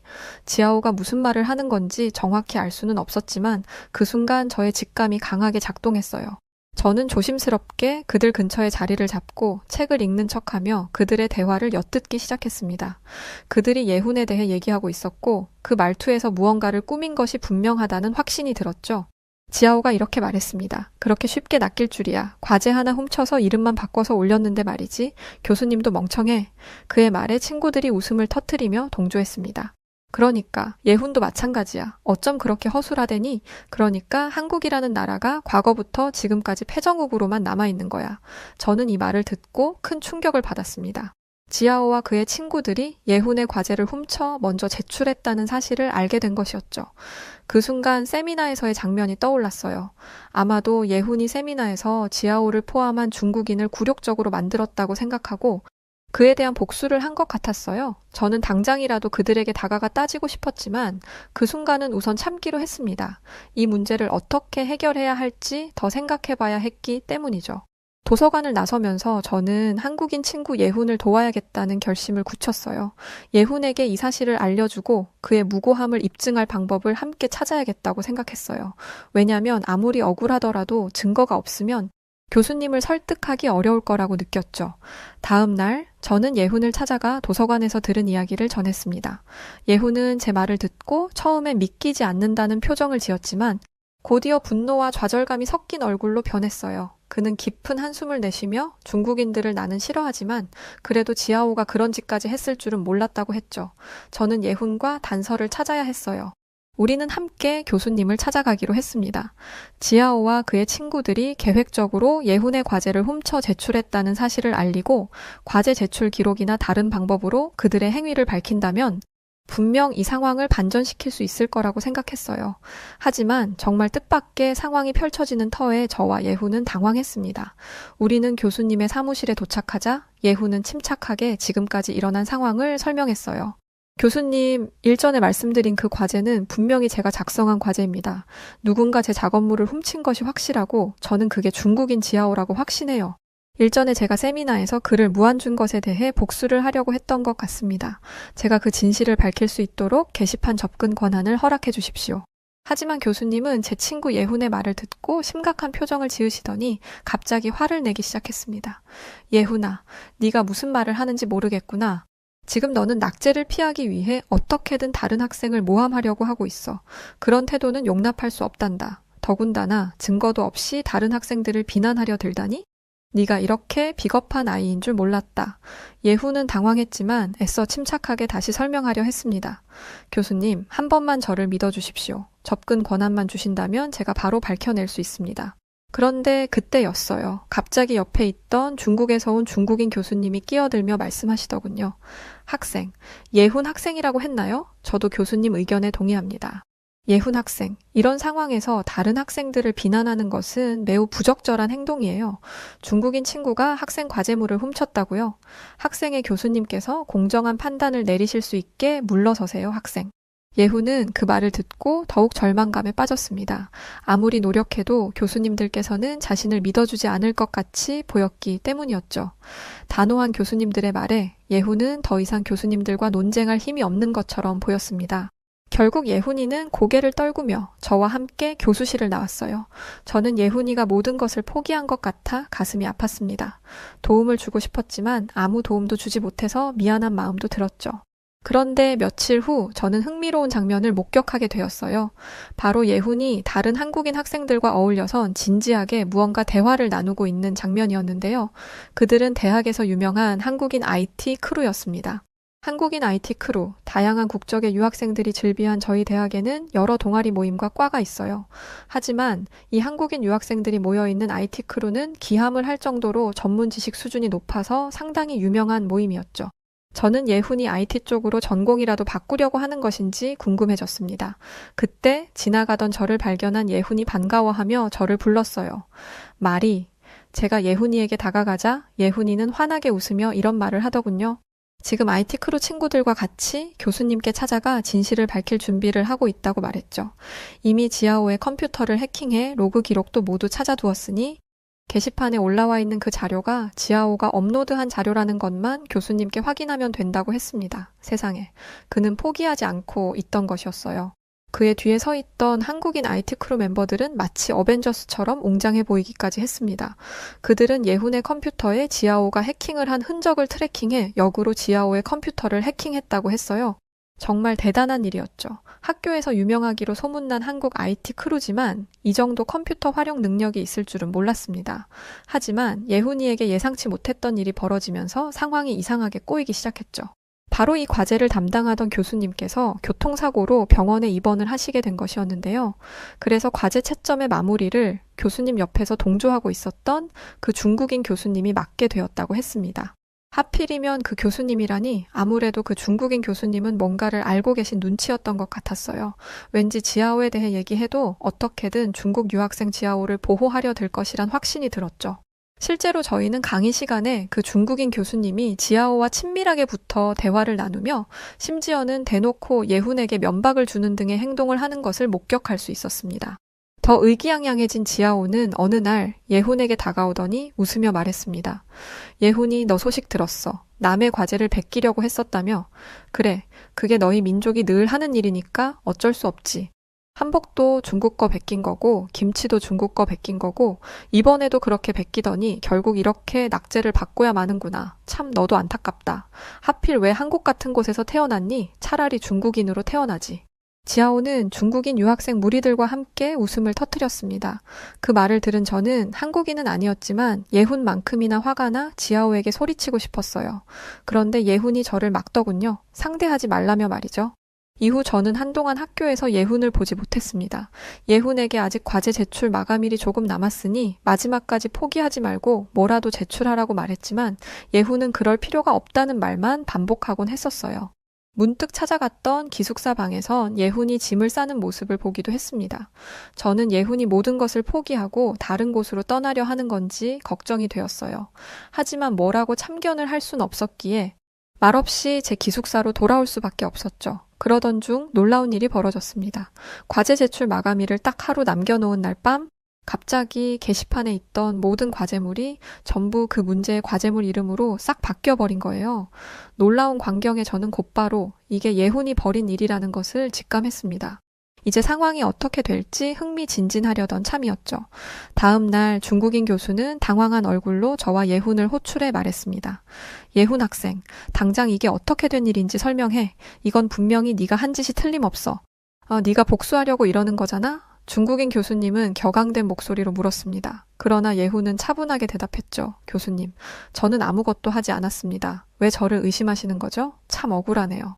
중국인 교수님은 분노하며 본때를 보여주겠다고 말했고 학교 전산팀을 불러 게시판을 고치라 지시했습니다. 하지만 전산팀을 본 저는 놀라서 당황하고 있었어요. 왜냐하면 전산팀 몇 명과 함께 섞여 들어온 한국인 IT 크루 인물들을 발견했거든요. 그들은 자연스럽게 전산팀 직원인 것처럼 같은 모자를 쓰고 있었습니다. 그들은 교수님의 명령대로 게시판을 고치는 척하면서 동시에 예훈의 주장에 대한 증거를 찾기 시작했습니다. 그들이 모든 증거를 뒤지는 동안 중국인 교수는 초조한 얼굴로 한숨만 내쉬고 있었어요. 예훈과 눈이 마주친 저는 어깨를 으쓱이며 상황을 지켜보고 있었죠. 예훈은 제게 조용히 문자 메시지를 보냈습니다. IT 크루가 지금 게시판에 기록된 모든 활동 로그를 분석하고 있는 중이라고 말이죠. 저는 교수님의 눈을 돌리기 위해 연신 교수님께 질문을 드렸어요. 그리고 이윽고 갑자기 방 안에 찾았다 라는 소리가 울려 퍼졌습니다. 이렇게 결국 진실이 밝혀질 시간이 왔던 것이죠. 한국 IT 크루들은 지아오가 예훈의 과제를 훔쳐 먼저 제출한 기록을 발견하고야 만 것이었어요. IT 크루는 데이터 패킷 추적을 통해 지아오의 컴퓨터에서 예훈의 과제 파일이 복사된 시점과 그 파일이 교수님께 제출된 시점이 일치한다는 증거를 확보해 제시했습니다. 그리고 지아오가 예훈의 컴퓨터뿐 아니라 불법적인 방법으로 예훈의 USB까지 복제해냈다는 사실을 밝혀냈어요. 모든 증거를 확보한 IT 크루는 교수님을 부르더니 말하기 시작했어요. 교수님, 이 게시판을 복구하는 게 중요한 게 아닌 것 같은데요. 여기 보세요. 이 로그 기록은 지아오가 예훈의 과제를 훔친 게 나와 있는데요. 상황이 이렇게 되자 중국인 교수님은 창백해진 얼굴로 모두를 둘러보았습니다. 그리고는 잠시 고민하는 것 같았어요. 그러더니 이내 지아오를 부르더니 모두를 향해 큰 소리로 말했습니다. 좋아, 이렇게 하자. 난 임시로 부임한 교수라 누가 진짜고 누가 가짜인지 명확하게 단언할 수 없어. 모두가 모여있는 학급 토론회에서 너희들이 학생들에게 높은 평가를 받도록 해라. 그걸로 너희 학점을 결정할 테니. 사실 저는 한국인도 중국인도 아닌 입장에서 좀 잘못되었다고 생각했어요. 사실이 명확하게 지아오가 예훈의 과제를 훔친 것이 명백했는데 결국 같은 중국인이라고 지아오에게 기회를 준 것과 다름없는 것이니까요. 결국 며칠 뒤 두 사람의 토론회 장이 열리는 날이 다가왔습니다. 이미 소문이 날 대로 나 있었기 때문에 우리 과의 학생들은 두 사람의 경쟁 토론을 보기 위해 구름같이 모여든 상태였어요. 한국과 중국의 맞짱 토론이었으니 굉장히 사실 흥미롭다는 생각도 들었습니다. 하지만 중국인 교수의 주관으로 진행된 터라 솔직히 말하면 예훈이의 승산이 없다는 생각이 들었던 것도 사실이었죠. 모두의 앞에서 괜시리 예훈만 한 번 더 망신을 당하는 꼴이 될까봐 걱정이 많이 되었습니다. 잠시 후 두 사람의 앞에 선 교수님이 고개를 끄덕이더니 칠판의 주제를 휘갈겼었습니다. 21세기 동아시아의 국제 질서와 각 국가의 역할, 그 주제를 보고 모두의 입에서 헉 하는 소리가 흘러나왔습니다. 첫 번째 주제부터 너무 어려운 느낌이 들었거든요. 국제 질서와 역할이라니 저는 만약 나라면 뭐라고 대답해야 할지 눈앞이 캄캄해질 정도로 어렵게 느껴진 주제였어요. 그때 지아오가 먼저 위풍당당한 목소리로 자신의 의견을 발표하기 시작했습니다. 21세기 동아시아의 국제 질서에서 중국은 명백히 중심적인 역할을 하고 있습니다. 중국은 세계에서 두 번째로 큰 경제 대국으로서 동아시아 지역에서 강력한 경제적 리더십을 가지고 있어요. 일대 일로와 같은 대규모 인프라 프로젝트를 통해 유럽까지 연결하는 경제적 허브로서의 역할도 하고 있죠. 그러자 이 말을 들은 한국인 유학생 예훈이 대답했습니다. 물리적 전쟁이 이루어지던 시대와 지금은 다릅니다. 한국은 경제적으로 비약적인 발전을 이룩했고 그 과정에서 민주주의와 인권 그리고 첨단 기술의 발전을 통해 새로운 국제 질서를 만들어가고 있어요. 특히 한국은 IT와 첨단 기술을 통해 세계적인 영향력을 발휘하고 있습니다. 이는 현대 전쟁과 외교에서 매우 중요한 요소예요. 이 말이 끝나자마자 중국인 교수님이 예훈이에게 묻더군요. 잠깐 예훈 학생, 한국 측 입장은 한국이 뛰어나긴 하지만 중국이 동아시아의 국제 질서를 이끌어가고 있다는 것에 대해서는 동의한다는 말인가요? 그러자 예훈이 대답했습니다. 국제 질서를 이끌어가는 것이 전쟁에서의 물리력과는 상관이 없다는 말을 하고 있는 것입니다. 국제 질서는 국가 간의 상호작용, 규범, 제도, 경제적, 군사적 힘 등 여러 요소들로 이루어지죠.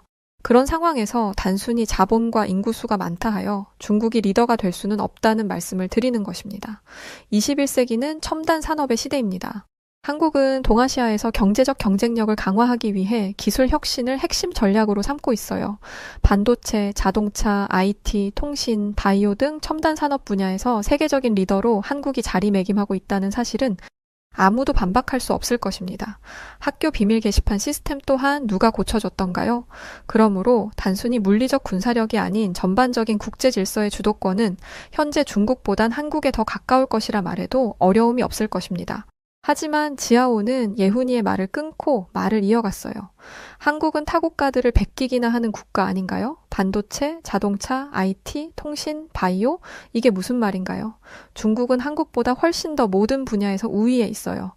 예훈이 너는 현실을 받아들일 줄 모르는구나. 중국은 세계에서 가장 빠르게 성장하는 경제 대국 중에 하나야. 중앙 집권 체제로 중국은 모든 국민이 하나로 뭉쳐 있다고. 이 힘은 세계로부터 인정받고 있어. 예훈이는 지하오의 말에 차분하게 답을 했어요. 정치적 안정이 경제 성장의 기반이 된다는 점은 동의해. 매우 중요하지. 하지만 중요한 건 정치적 안정이 어떻게 이루어지는가에 있다고 생각해. 한국의 경우 중앙 집권이 아닌 민주주의를 통해 정치적 안정을 유지하고 있어. 국민의 참여와 투명한 절차를 통해 이루어지기 때문에 이것이야말로 진정한 안정이라고 할 수 있지. 말이 중앙 집권이지. 국민들을 정부가 규제하고 억압하고 감시하는 체제가 아니니? 요즘 21세기에 그게 정말 올바른 행태의 국가라고 보는 거니? 예훈의 말에 지하오의 얼굴이 꿈틀대더군요. 뿐만 아니라 중국인 교수님마저도 불쾌하다는 표정을 짓고 있었어요. 아무래도 직접적인 중국 체제 비난에 대한 분노인 것 같았습니다. 지하오가 책상을 쾅 내리치며 말했습니다. 현실을 직시해. 중국은 중앙 집권 체제를 통해 정치적 안정을 유지하고 그 결과로 경제 성장을 이뤄냈어. 그 결과는 명확하지 않나? 이게 다 강력한 리더십과 일관된 정책 덕분이라고. 민주주의는 불필요한 갈등과 혼란을 초래할 뿐이야. 모든 사람이 같은 방향을 바라보지 않으면 그 결과는 혼란과 침체로 이어질 뿐이라고. 그러자 예훈은 재빨리 다른 반론을 하려는 듯 입을 열었습니다. 하지만 그때 교수가 그의 말을 막으며 큰 소리로 말했습니다. 예훈, 자네는 토론에 임할 준비가 안 되어 있는 것 같군. 상대방의 국가에 대한 원색적인 비난은 매우 비겁한 지실세. 그러자 예훈이 고개를 갸웃대며 대답했습니다. 저는 지하오의 논리에 직접적으로 반박했을 뿐입니다. 지금 지하오도 제게 반박하고 있잖아요. 교수는 한숨을 푹 내쉬더니 말했습니다. 도저히 안 되겠군. 더 들을 필요가 없는 일이야. 난 결과를 결정했네. 예훈 학생. 자네는 낙제야. 자네는 토론에 진지하게 임하지 않았다고. 그리곤 그때 갑자기 다른 학생이 벌떡 일어나며 말했습니다. 교수님, 이건 불공평합니다. 우리는 모두 이 토론을 지켜봤고 예훈이 성실하게 준비했고 논리적으로 토론에 임했다는 것을 알고 있습니다. 그런데 어떻게 이런 결정을 내리실 수 있습니까? 이어 다른 모든 학생들이 자리에서 일어나 중국인 교수님을 향해 소리쳤어요. 이 토론은 편파적이다. 잘못되었다. 세계 각국에서 왔던 학생들 전체가 한국인 예훈이의 편에 서서 소리 높여주고 있었어요. 그리고 뒤에 병원에서 남 모르게 퇴원했던 담임 교수님께서 이 토론회를 지켜보고 계셨더라고요. 중국인 교수는 학교에서 나가게 되었고 중국 유학생 지하오도 예훈이의 과제물을 훔쳐 자신의 것이라고 거짓했던 것들이 모두 들통나면서 징계를 받아 현재는 학교에 나오지 못하고 있는 상태입니다. 저는 이런 상황들을 지켜보면서 이렇게 많은 나라에서 왔던 유학생들의 생각 속에 확실히 중국보다는 한국이 더 선진화된 국가라고 생각하고 있고 한국이 더 경제적으로 풍요로운 국가라고 인식하고 있음을 느낄 수 있었어요. 그래서 이렇게 중국 유학생들이 매 수업 때마다 한국을 들먹이며 무시하려 들고 깎아내리려고 드는 건지도 모른다는 생각도 하게 되었죠.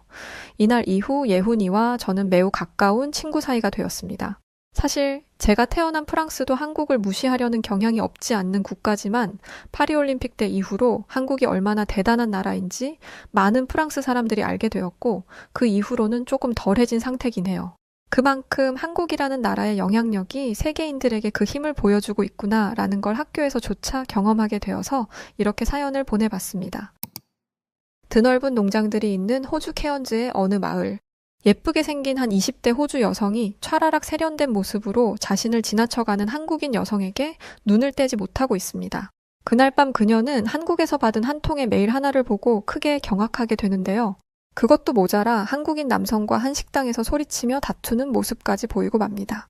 그런데 그녀는 결국 호주에서의 삶을 포기하게 되는 사건을 만나게 되고 말았는데요. 호주 케언즈, 이 마을에서 무슨 일이 벌어지고 있었던 걸까요? 오늘 사연 시작합니다.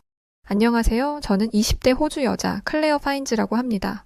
제가 살고 있는 도시는 케언즈라는 곳으로 시드니나 브리즈번 같은 호주의 대도시와는 달리 아름다운 자연 환경과 여유로움이 넘치는 관광지예요.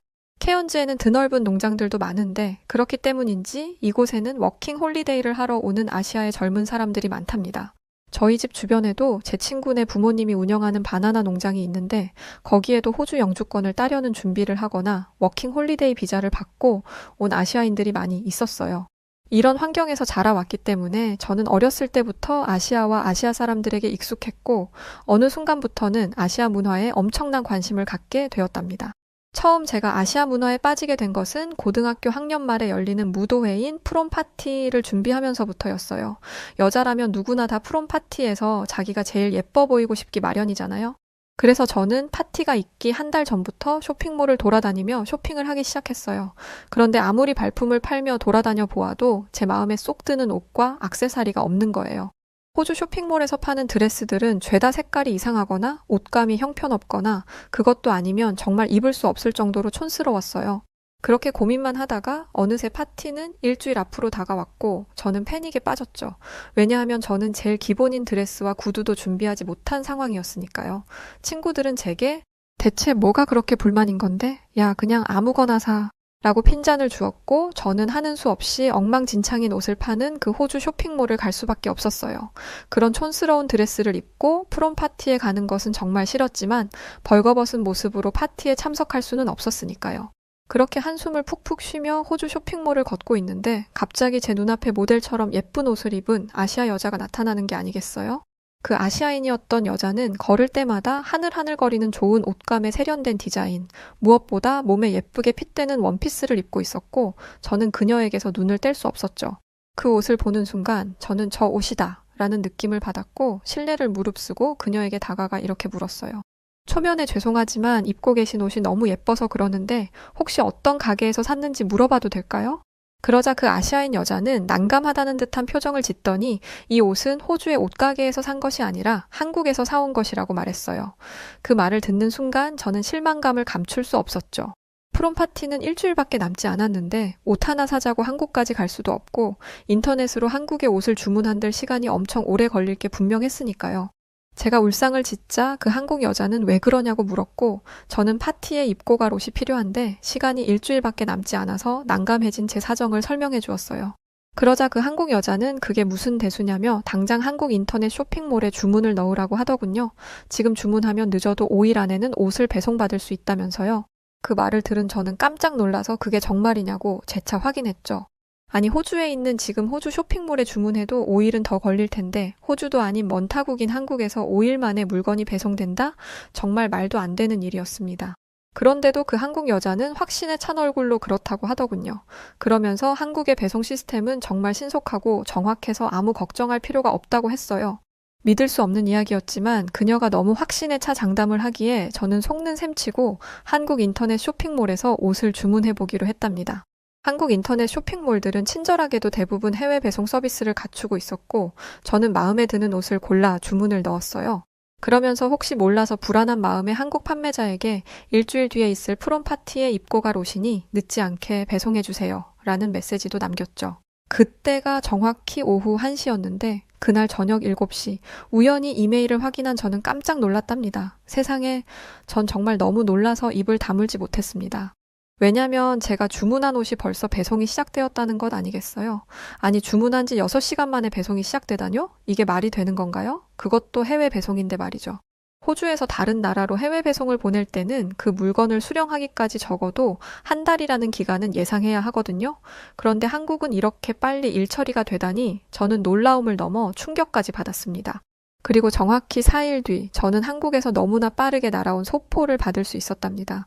박스를 뜯어보자 그 안에는 깨끗하고 안전하게 포장된 제 옷이 들어있었죠. 옷은 쇼핑몰 사진에서 본 그 모습 그대로 완벽하게 아름다웠어요. 충격과 감동을 받은 저는 부모님이 바나나 농장을 하는 친구에게 전화를 걸어 이 믿을 수 없는 상황에 대해 말해주었어요. 그러자 그 친구는 대수롭지 않아 하며 이렇게 말해주더군요. 한국인들은 원래 모든 일을 엄청 빠르게 처리해. 네가 지금 호주에서 한국 물건을 배송받은 거니까 4일이나 걸린 거지. 한국에서는 사람들이 주문한 물건을 하루 만에 배송받는다더라. 그게 그 사람들한테는 당연한 일상이래. 그러면서 그 친구는 한국인들은 성격 자체가 근면성실하고 지능도 높아서 일 처리를 하는 센스가 좋다며 친구의 부모님도 농장에서 일하는 사람들을 뽑을 때 한국인이라면 묻지도 따지지도 않고 프리패스로 채용을 한다고 했어요.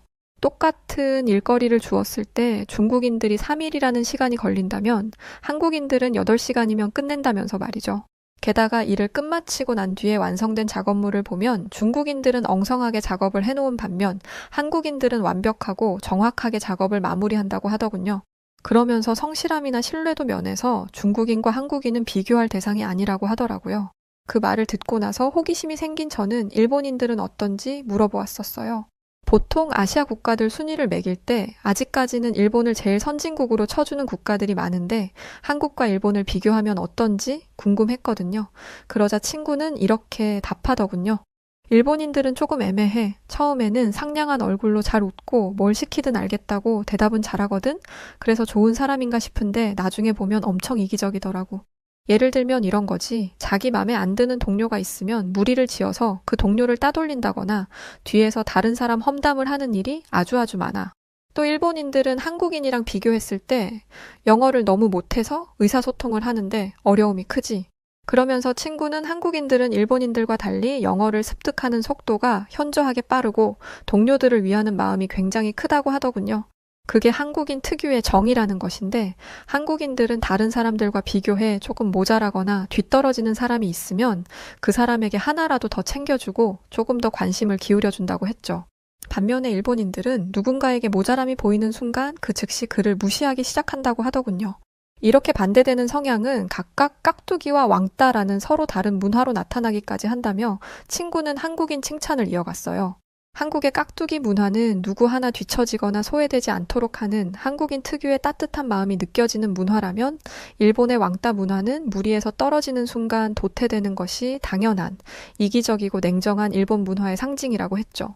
그 말을 들은 저는 새삼 한국이라는 나라와 한국의 문화에 커다란 관심이 생기기 시작했답니다. 대체 어떤 사람들이 사는 나라이길래 그렇게 아름다운 문화를 가지고 있는 것인지 궁금했고 한국인들에 대해 자세히 알아보고 싶은 마음이 생겼죠. 그날 이후 저는 한국 드라마를 보기 시작했어요. 당시에 저는 한국어를 하나도 할 줄 몰랐지만 한국 드라마에는 영어 자막 서비스가 아주 잘 되어 있더군요. 그건 아마 한국인들 중에 영어 능력자들이 아주 많기 때문이겠죠? 한국은 영어를 사용하는 나라들과 지리적으로 인접한 국가도 아닌데 한국인들은 어떻게 그렇게 영어를 잘하는 것인지 저는 새삼 다시 한번 감탄을 했답니다. 그런데 제가 감탄한 것은 그뿐만이 아니었어요. 한국 드라마에 나오는 잘생기고 멋진 한국 남자들을 보며 저는 침을 꼴깍 삼킬 정도로 감탄에 감탄을 거듭했답니다. 한국 남자들은 거친 면모가 있는 호주 남자들과 달리 자상하고 매너도 좋고 스마트해 보였어요. 또 다소 자유로운 연애를 하는 호주 사람들과 다르게 한 여자만을 해바라기처럼 사랑하는 한국 남자의 모습도 굉장히 매력적으로 보였답니다. 그들은 자기 여자를 진정으로 아끼고 위할 줄 아는 것 같아 보였어요. 게다가 한국 남자들은 대체로 세련되고 깔끔한 옷차림을 하고 있었는데 저는 그 점도 마음에 들었답니다. 사실 호주 사람들은 매일 샤워를 하지도 않고 똑같은 옷을 3일 내내 입기도 하거든요. 한국에서는 이미 사라진 지 오래인 머리니도 호주에서는 자주 유행을 할 정도죠. 보면 볼수록 한국 남자들은 청결하고 매력적이게 느껴졌고 어느 사이에 저는 한국 남자에 대한 호감도가 굉장히 많이 올라갔어요. 그리고 언젠가는 한국 남자와 사귀고 싶다는 생각을 하게 되었죠. 그렇게 몇 년이 지난 어느 날 저는 부모님이 바나나 농장을 하는 친구로부터 한국 남자를 소개받게 되었답니다. 최근 그 친구네 농장에 젊은 한국 남자 한 명이 취업을 했고 마침 저와 나이도 같기에 친구가 그 한국 남자를 저에게 소개해 준 거였죠. 그 남자의 이름은 김성무라고 했는데 저는 설레는 마음을 안고 그 한국 남자를 만나기로 한 날만을 기다렸어요. 그런데 막상 만나본 그 한국 남자 김 씨는 제가 상상했던 모습과 너무나 달랐습니다. 우선 김 씨는 한국인이라기에는 너무 지저분했어요. 대체 언제 씻은 것인지 그의 머리에서는 기름이 좔좔 흐르고 있었는데 머리가 가려운 것인지 시도 때도 없이 자신의 두피를 벅벅 긁어댔어요. 문제는 그가 1cm는 좋게 넘게 뾰족한 손톱을 기르고 있었다는 것인데 그렇게 긴 손톱으로 머리를 긁어대는 모습은 흉측한 것을 넘어 토악질이 나올 정도였죠. 드라마에서 본 한국인들은 전부 꾸미는 것을 좋아하고 청결을 중요하게 여기던데 그런 모습들은 전부 다 과장이었던 것인지 저는 혼란스러워지기 시작했어요.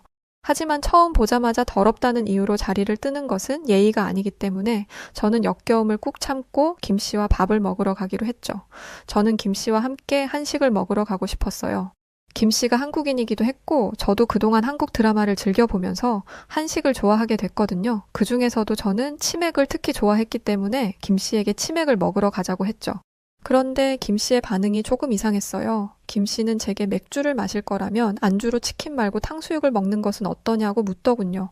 그의 엉뚱한 말을 들은 제가 이해가 안 된다는 표정을 짓자 김 씨는 그냥 해본 말이다라며 서둘러 말을 돌리더군요. 그렇게 저는 수상한 김 씨와 함께 미리 검색해 두었던 한국식 치킨집으로 향했어요. 그곳은 한국인들이 운영하는 곳이었기 때문에 메뉴판에 한글과 영어가 함께 적혀 있었죠. 저는 한국인인 김 씨에게 메뉴판을 내밀며 저에게 맛있는 메뉴를 추천해달라고 했어요. 그런데 이번에도 역시 이상한 일이 벌어졌습니다. 김 씨는 당황한 표정으로 치킨 메뉴가 있는 페이지는 쳐다보지도 않고 잽싸게 넘기더니 곧바로 주류 페이지를 펼쳐 칭다오라는 중국 맥주를 찾는 게 아니겠어요? 그런데 이 음식점에서는 그 맥주를 판매하지 않고 있었고 김 씨는 그에 대해 무척이나 아쉬워했어요. 눈에 띄게 실망한 것으로 보이는 김 씨에게 저는 그게 그렇게 맛있는 맥주냐고 물어보았죠. 그러자 김 씨는 칭다오가 세계 최고의 맥주라며 열변을 토하기 시작하더군요. 저는 한국 사람들이 치킨을 먹을 때 중국 맥주를 곁들여 마시는 것을 즐긴다는 이야기는 들어본 적이 없어서 이상하다는 생각이 들었지만 그냥 제가 한국 문화를 아직 잘 모르는 것이겠거니 하고 넘길 수밖에 없었어요. 그때까지만 해도 저는 김 씨가 완벽한 한국인이라고 굳게 믿고 있었거든요. 그런데 김 씨의 수상쩍은 행동은 계속되었답니다. 한국인 종업원이 저희 테이블에 주문을 받으러 왔는데 김 씨가 그 종업원에게 영어로 주문을 하는 것이 아니겠어요? 저는 대체 김 씨가 왜 그러는지 이해가 되지 않았어요. 같은 한국인이면서 한국어로 주문을 하지 않고 굳이 영어로 주문을 하다니요. 제가 알기로 한국인들은 한국어에 대한 자부심도 강하고 해외에서 한국인을 만나면 몹시 반가워한다던데 김 씨는 마치 한국어를 모르는 사람인 척 행동을 하고 있었죠. 그래서 저는 김 씨에게 대체 왜 굳이 영어로 주문을 했는지 물어보았답니다. 그러자 김 씨는 이왕 호주에 영어 공부를 하러 왔으니 웬만하면 한국어를 쓰지 않으려고 한다는 억지스러운 대답을 하더군요. 제가 생각한 한국인들이란 자신들의 문화에 자긍심을 가지고 언제 어디서나 당당하고 똑똑하며 솔직한 사람들이었고 그렇기에 제가 매력을 느꼈던 것이었는데 제 앞에 앉아있는 김 씨는 제가 상상해온 한국인과 너무 달라서 저는 실망하지 않을 수 없었어요. 김 씨는 한국의 문화를 좋아하는 것 같아 보이지도 않았고 거기에 더해 자신의 정체성을 감추려 하고 있었으니까요. 게다가 김 씨는 몸이 가려운지 계속해서 온몸을 긁어대고 있었어요.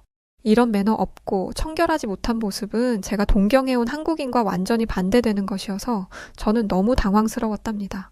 제가 그동안 잘 포장된 한국 드라마에 속아온 것인지 아니면 김 씨가 한국인들 중에서 유난히 특이한 사람인 것인지 저는 어안이 벙벙하고 혼란스러웠죠. 그 사이 아까 그 한국인 종업원이 저희가 주문한 치킨과 맥주를 가져다 줬는데 새삼 그 한국인 종업원을 다시 보니 그는 키도 크고 깔끔한 외모를 갖고 있더군요. 제가 을에 알아온 바로 그 전형적인 한국 남자의 모습이었어요. 그리고 다시 김 씨를 바라보니 더 비교가 되더군요. 김 씨는 제게 맛있게 먹으라는 인사도 하지 않고 자기 혼자 개걸스럽게 치킨을 뜯어먹고 있더라고요. 게다가 그는 양념이 묻은 자신의 손가락을 더럽게 쪽쪽 빨아먹고 있었어요. 버젓이 냅킨이 있는데도 말이죠. 그 모습을 보고 입맛이 다 달아나버린 저는 포크를 내려놓고 김 씨와 대화나 해보기로 했답니다. 혹시 내가 김 씨에 대해 어떤 오해를 하고 있는 것은 아닌지 적어도 그를 이해해보고 싶었거든요. 저는 김 씨에게 호주는 마음에 드는지 불편한 것은 없는지 물어보았죠. 그러자 그는 믿을 수 없는 말을 꺼내기 시작했어요. 호주는 비자를 발급할 때 너무 까다롭게 구는 것 같아요. 워킹 홀리데이 비자를 연장할 때가 돼서 연장 신청을 했더니 비자가 연장될지 안 될지도 확답을 줄 수 없을 뿐더러 만약 비자가 연장된다고 해도 심사기간이 한 달은 걸린다는 것 있죠?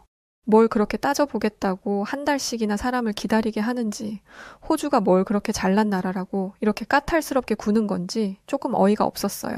그 말을 들은 저는 깜짝 놀랐습니다. 보통 한국인들은 호주에 비자 연장 신청을 하면 정말 늦어도 일주일 안에는 그 결과를 받아볼 수 있거든요. 범죄자라거나 불법 체류자인 것이 밝혀진 것 같은 아주 예외적인 경우를 제외하고 99%의 경우는 비자가 연장되는 것은 물론이고 말이에요. 그런데 지금 김 씨는 전혀 사실과 다른 이야기를 하고 있었고 저는 그의 정체에 대해 의심하기 시작했죠. 하지만 괜히 생사람을 잡는 꼴이 될 수도 있으니 저는 김 씨를 떠보기로 했어요. 듣고 보니 이상하네요. 호주 공무원들이 당신에게 왜 그런 태도로 나왔을까요? 한국은 여권 파워가 세계 2위나 되는 훌륭한 국가인데 말이에요. 원래 한국인들은 여권만 가지고 있으면 비자가 없이도 세계 대부분의 국가를 여행할 수 있는 특혜를 받는 사람들인데 어째서 김성무 씨가 왜 그런 취급을 받았는지 도무지 이해가 안 되는데요. 그러자 김 씨는 얼굴을 붉히며 그건 한국이 워낙 작고 힘없는 나라라서 다른 국가들이 불쌍하니까 조금 대우를 해주는 것뿐이라며 여권 파워 세계 2위인 것이 뭐 그리 대수냐는 말 같지도 않은 소리를 하더라고요. 그러면서 중국 같은 세계 최고의 강대국은 다른 국가들이 견제를 하기 때문에 일부러 비자를 잘 내어주지 않는다는 헛소리까지 했어요. 그 말을 들은 저는 김 씨에 대한 의심이 더 깊어졌고 이제 그에게 결정타를 날려보기로 했죠. 한국 여권만 있으면 전 세계 193개 국가를 자유롭게 통행할 수 있는데 그게 대수롭지 않은 일이라니 겸손이 너무 지나친 거 아니에요? 그리고 아까 중국이 세계 최고의 강대국이지만 다른 나라들이 견제와 질투를 해서 비자를 잘 내어주지 않는다고 했죠. 아무리 그렇다고 하기에는 중국 여권 파워 순위가 10위도 아니고 50위도 아닌 겨우 63위에 랭크되어 있는데 세계 2위인 한국과는 비교했을 때 이거 너무 초라한 수치 아닌가요?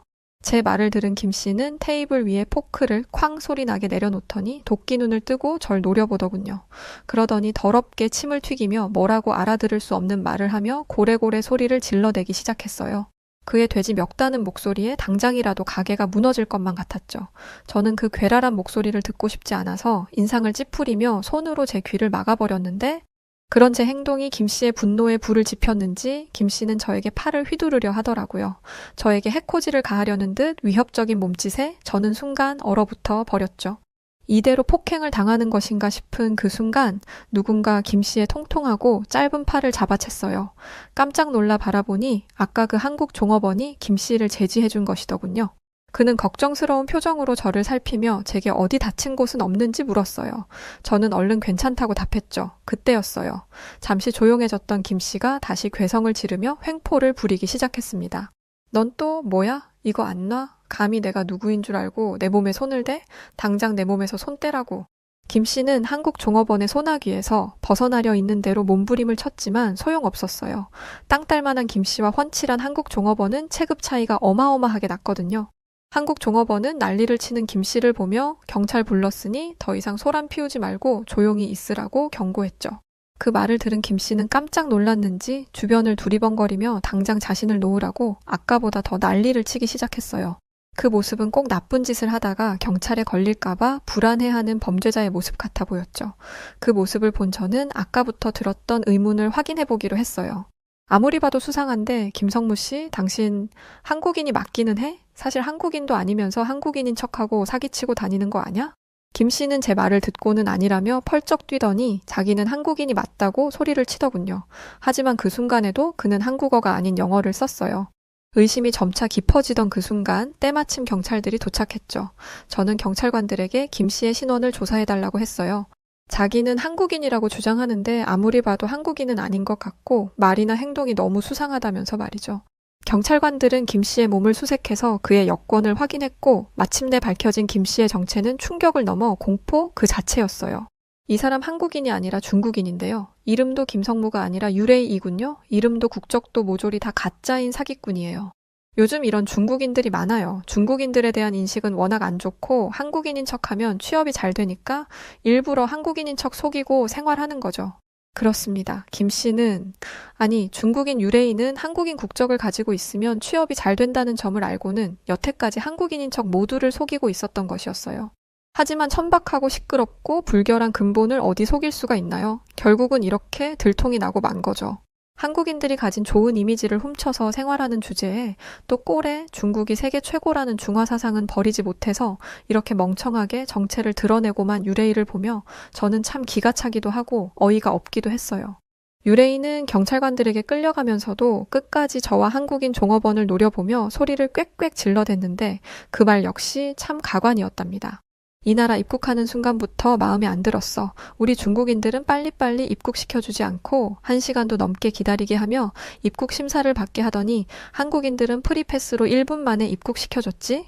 감히 우리 중국인에게 이따위 푸대접을 해. 이 멍청한 호주인들아. 중국은 한국과는 비교도 되지 않는 대국이고 한국은 예전에 우리한테 지배받던 소국에 불과해. 뭘 제대로 알고나 행동하란 말이야. 말도 안 되는 소란을 피우는 유레이를 보며 저는 그저 헛 웃음을 짓고 있었는데 제 옆에 서 있던 한국인 종업원은 가만히 참고 있지 않더군요. 그는 유레이에게 다가가 단호한 목소리로 이렇게 받아치기 시작했어요. 뭘 제대로 알고 떠들어. 중국인들이 타국에서 환영받지 못하는 이유는 중국인들이 해외에서 시도 때도 없이 사고를 치기 때문이야. 바로 지금 당신처럼 말이지. 한국인 행세를 하며 사기를 치고 다닌 주제에 다른 나라에 쉽게 입국하기를 바래? 어불성설이지. 너희 같은 냄새나고 더러운 사기꾼들이랑 같은 아시아인이라는 것도 신물이 날 지경이니까 아시아 망신 그만 시키고 조용히 꺼져. 유레이는 그 말에 반박 한마디 하지 못하고 경찰관들에게 끌려갔고 저는 멋지게 유레이를 처리해준 한국인 종업원을 새삼 다시 한번 보게 되었어요. 아까부터 느꼈지만 그는 참 단정하면서도 시원시원한 외모를 갖고 있더군요. 무엇보다 논리정연한 말로 무례한 중국인을 깔끔하게 보내버리는 모습이 굉장히 멋있었고요. 그는 제가 동경해온 한국 남자 그 자체였어요. 결국 저는 그에게 다가가 이름과 전화번호를 물어보았죠. 다행히 핑계는 있었어요. 오늘 일이 너무 고마우니 나중에 식사 대접을 하고 싶다는 거였죠. 그날 이후 저는 진짜 한국 남자와 연애를 하기 시작했고 어느새 그와 진지한 사이로 발전하게 되었답니다. 똑똑하고 자상하고 매너 있는 그는 유레이 같은 중국 남자와 차원이 다른 훌륭한 사람이었고 무엇보다 제 이상형 그 자체였어요. 결국 오래 지나지 않아 저희는 결혼을 하기로 했답니다. 그리고 얼마 뒤 저는 남자친구의 부모님께 인사를 드리러 한국에 가게 되었는데 한국에 도착한 그 순간부터 저는 한국 남자와 결혼하기를 정말 잘했다는 생각이 들었답니다. 저희 커플은 시드니 공항에서 출발해 인천공항에 도착했는데 저는 인천공항의 압도적인 규모와 첨단 시설에 놀라지 않을 수 없었어요. 사실 시드니 공항도 세계에서 손꼽히는 유명하고 아름다운 공항이거든요. 저는 호주인으로서 늘 시드니 공항에 자부심을 가지고 살아왔는데 인천공항에 비하면 시드니 공항은 어린이 놀이터 수준이더라고요. 우선 인천공항은 입국장부터 최첨단의 끝을 달리고 있었는데 전자 여권 게이트가 끝이 보이지 않을 정도로 설치되어 있어서 아주 간단하고 신속하게 입국 과정을 마칠 수 있었어요. 호주를 비롯한 유럽의 선진국들은 아직도 사람이 직접 입국 과정을 처리하는 곳들이 많거든요. 그러다 보니 대기 시간이 지나치게 길어지는 경우들이 덜어 있는데 한국은 모든 과정이 신속하고 정확하고 간편했어요. 한국이 디지털 강국이라는 말을 익히 들어오기는 했지만 한국 땅에 발을 딛는 순간부터 그 사실이 피부로 느껴지자 저는 새삼 한국이라는 나라가 대단하게 느껴졌답니다. 그렇게 입국 심사를 마친 뒤 저는 잠시 화장실에 다녀오고 싶어졌어요. 시드니에서 인천까지 직항으로 장시간 비행기를 타고 오다 보니 속이 좋지 않았거든요. 저는 남자친구에게 제 캐리어를 맡기고 화장실로 들어가 볼일을 보았죠. 인천공항은 화장실도 굉장히 청결하고 넓고 쾌적하더군요. 사실 호주는 길거리에 공중 화장실이 개방된 곳이 거의 없을 뿐만 아니라 그나마도 낙서가 되어 있거나 청결하지 못한 곳들이 대부분인데 한국의 화장실은 들어서는 순간부터 좋은 냄새가 났고 외부에 볼일 보는 소리가 들려 민망해지는 일이 없도록 음악을 틀 수 있는 장치까지 있었어요. 한국인들은 항상 타인을 배려하고 매너가 좋은데 이런 곳에서도 한국인들의 배려가 느껴지는 것 같아 저는 새삼 기분이 좋아졌답니다. 그렇게 기분 좋게 볼일을 본 뒤 저는 택시를 타고 남자친구의 본가로 향하기 시작했어요. 그런데 그때 충격적인 사실이 떠올랐습니다. 그건 바로 제가 화장실에 휴대폰을 놓고 왔다는 것이었어요. 한국에 왔다는 사실에 너무 들뜬 나머지 소지품 간수를 제대로 하지 못한 것이죠. 저는 서둘러 택시를 돌려 공항으로 다시 갔어요. 그리고 택시에서 내리자마자 제가 사용했던 화장실로 달려갔죠. 하지만 그러면서도 제 휴대폰을 다시 찾을 수 있을 거라는 기대는 딱히 하지 못했어요. 왜냐하면 휴대폰은 워낙 고가의 기계이기도 하고 훔치기 딱 좋은 크기잖아요. 시간은 이미 20분은 지난 상태였고 전 제 휴대폰이 그 자리에 그대로 있을 확률은 0%에 가깝다고 생각할 수밖에 없었죠. 그런데 화장실 문을 연 순간 놀라운 반전이 일어났어요. 화장실 선반 위에, 그러니까 제가 휴대폰을 내려두었던 바로 그 자리에 휴대폰이 그대로 남아있는 게 아니겠어요? 저는 이 상황이 너무 놀라워서 어안이 벙벙해진 얼굴로 화장실 밖으로 나와 남자친구에게 말도 안 되는 기적이 일어났다고 말했어요. 그러자 남자친구는 웃으며 자기는 휴대폰이 그 자리에 그대로 있을 줄 알았다고 하더군요. 그러면서 제게 이렇게 설명해 주었어요. 한국 사람들은 원래 남의 물건에 함부로 손대지 않아. 만약 물건을 잃어버렸을 경우 그 물건의 주인이 얼마나 속상하고 당황할지 그 마음을 이해하니까. 그리고 남의 물건을 가져가는 것이 잘못된 일이라는 개념도 확실하게 갖고 있고 말이야. 그래서 한국인들은 길에 어떤 물건이 떨어져 있을 때 주인을 찾아주려고 노력하거나 아니면 주인이 돌아와서 찾을 수 있도록 그 자리에 그대로 두는 편이야. 남자친구의 말을 들은 저는 깜짝 놀라 말조차 제대로 나오지 않았어요. 그러니까 한국인들이 다른 사람의 물건에 함부로 손대지 않는 이유는 처벌이 두려워서가 아니라 다른 사람의 입장을 헤아리고 그들의 마음에 공감하기 때문이라는 거잖아요. 한 나라의 국민들이 전부 그런 태도를 갖춘다는 것은 나라에서 법으로 규제한다고 가능한 일도 아니고 학교에서 가르친다고 되는 일도 아니었죠. 이건 그저 한국인들의 민족성 자체가 훌륭하다는 것으로 밖에 설명되지 않는 일이었어요. 그것을 깨닫자 저는 다시 한번 한국 남자를 만난 것에 감사하게 되었답니다. 이런 남자와 결혼하여 가정을 꾸리고 아이를 낳는다면 제 아이 역시 이렇게 훌륭하게 성장할 수 있을 테니까요. 이쯤 되자 저는 앞으로 한국이 또 어떤 모습을 보여주어 저를 놀라게 할까 궁금해지기 시작했답니다. 그리고 그날 밤 저는 한국에 또 감동하게 되었죠. 저는 남자친구와 함께 한국의 밤거리를 즐겨보기로 했는데 한국의 밤은 호주의 밤과 전혀 다른 모습이었어요. 호주는 저녁 6시만 넘어도 길거리에 있는 대부분의 가게들이 문을 닫고 그 순간 거리는 무법지대로 돌변하거든요. 대머리에 문신을 한 백인 남자들이 아시아인들을 상대로 무차별적인 폭행을 저지르는 일도 다반사고 여자들은 혼자서 길거리를 걸어다닐 엄두를 못 낼 정도로 치안이 불안정한데 한국은 그런 호주와 완전히 달랐어요. 아주 작은 골목까지도 가로등이 환하게 밝혀져 있었고 그 거리 위에서 한국 사람들은 안전하게 밤을 즐기고 있었죠. 늦은 시간까지 지하철과 버스가 운행하고 있음은 물론 편의점과 각종 편의 시설들이 불을 밝히고 운영되고 있어서 지금이 밤인지 낮인지 분간이 되지 않을 지경이었어요. 한국 사람들은 낮에 그랬던 것처럼 밤에도 활기차고 안전하게 일상의 모든 것을 누리고 있었는데 알고 보니 그것을 뒷받침하고 있는 것은 한국의 기술력이었답니다. 남자친구는 한국의 거리에 설치된 CCTV는 24시간 돌아가고 있고 자동차들에도 모두 블랙박스가 설치되어 있어서 간이 배 밖으로 나온 범죄자가 아닌 이상 이런 환경에서 함부로 범죄를 저지를 수 없다고 했어요. 그 말을 들은 저는 안심하고 밤거리를 걸을 수 있었죠. 이렇게 편안한 마음으로 밤거리를 다니는 것은 호주에서는 상상도 할 수 없는 일이라 저는 이런 안전한 환경에서 사는 한국인들이 너무 부러워졌답니다. 또 다른 부러운 점은 바로 맛있는 음식들이었어요. 한국에서 먹는 오리지널 한식은 호주에서 파는 한식과는 차원이 다를 정도로 끝내주게 맛있더군요. 저는 남자친구와 함께 동동주와 김치전을 먹었는데 달큰하면서도 톡 쏘는 동동주와 바삭바삭하면서 매콤한 김치전은 그야말로 환상의 궁합이었어요. 왜 호주에서는 이런 음식을 만들지 못하는지 화가 날 지경이었죠. 호주 사람들은 영국 음식의 영향을 받아서 대체로 감자튀김을 주식으로 먹거든요. 조금 곁들인다고 해봐야 샐러드나 생선 튀김이 다죠. 매일같이 그런 음식 같지도 않은 것을 먹다가 다채로운 한식을 맛보니 제가 얼마나 행복했겠어요. 게다가 한국 음식점의 종업원들은 팁을 받는 것도 아닌데 손님들에게 너무나 친절하더라고요. 그들의 상냥한 미소와 성실한 태도는 그저 보는 것만으로도 사람을 행복하게 만들어줄 정도였어요. 그 뒤로도 저는 한국에서 행복이 가득한 하루하루를 보냈고 결국 결혼을 한 뒤에 한국에서 살자는 결정을 내렸답니다. 이렇게 훌륭하고 친절한 나라를 마다할 이유가 없잖아요? 이런 생각을 하는 건 저뿐만이 아니었죠. 사실 요즘은 수많은 외국인들이 한국 음악, 한국 드라마, 한국 영화, 한국의 패션, 한국 음식들에 빠져들고 있죠. 다시 생각해도 한국 남자를 만나 사랑에 빠진 건 너무나 다행인 일인 것 같아요. 앞으로도 고마운 제 한국인 예비 신랑과 서로 아끼고 사랑하며 살아가도록 하겠습니다. 네, 오늘 사연은 여기까지입니다. 진짜 많다더라고요. 한국 사람인 척하고 해외에서 취업을 하려는 중국인들 엄청 많대요. 사실 뭐 이런 경험을 하는 것도 드문 일일 텐데 한국 남자까지 만나 결혼을 준비하신다니까 참 다행입니다. 사연 보내주신 클레어 파인즈 씨 감사드리고요. 자, 그럼 오늘 사연 어떻게 들으셨나요? 오늘 사연이 재밌으셨다면 구독과 좋아요, 알림 설정 부탁드립니다. 그럼 지금까지 사연을 읽어드리는 여우튜브 송은지였고요. 더 좋은 영상으로 찾아뵙겠습니다.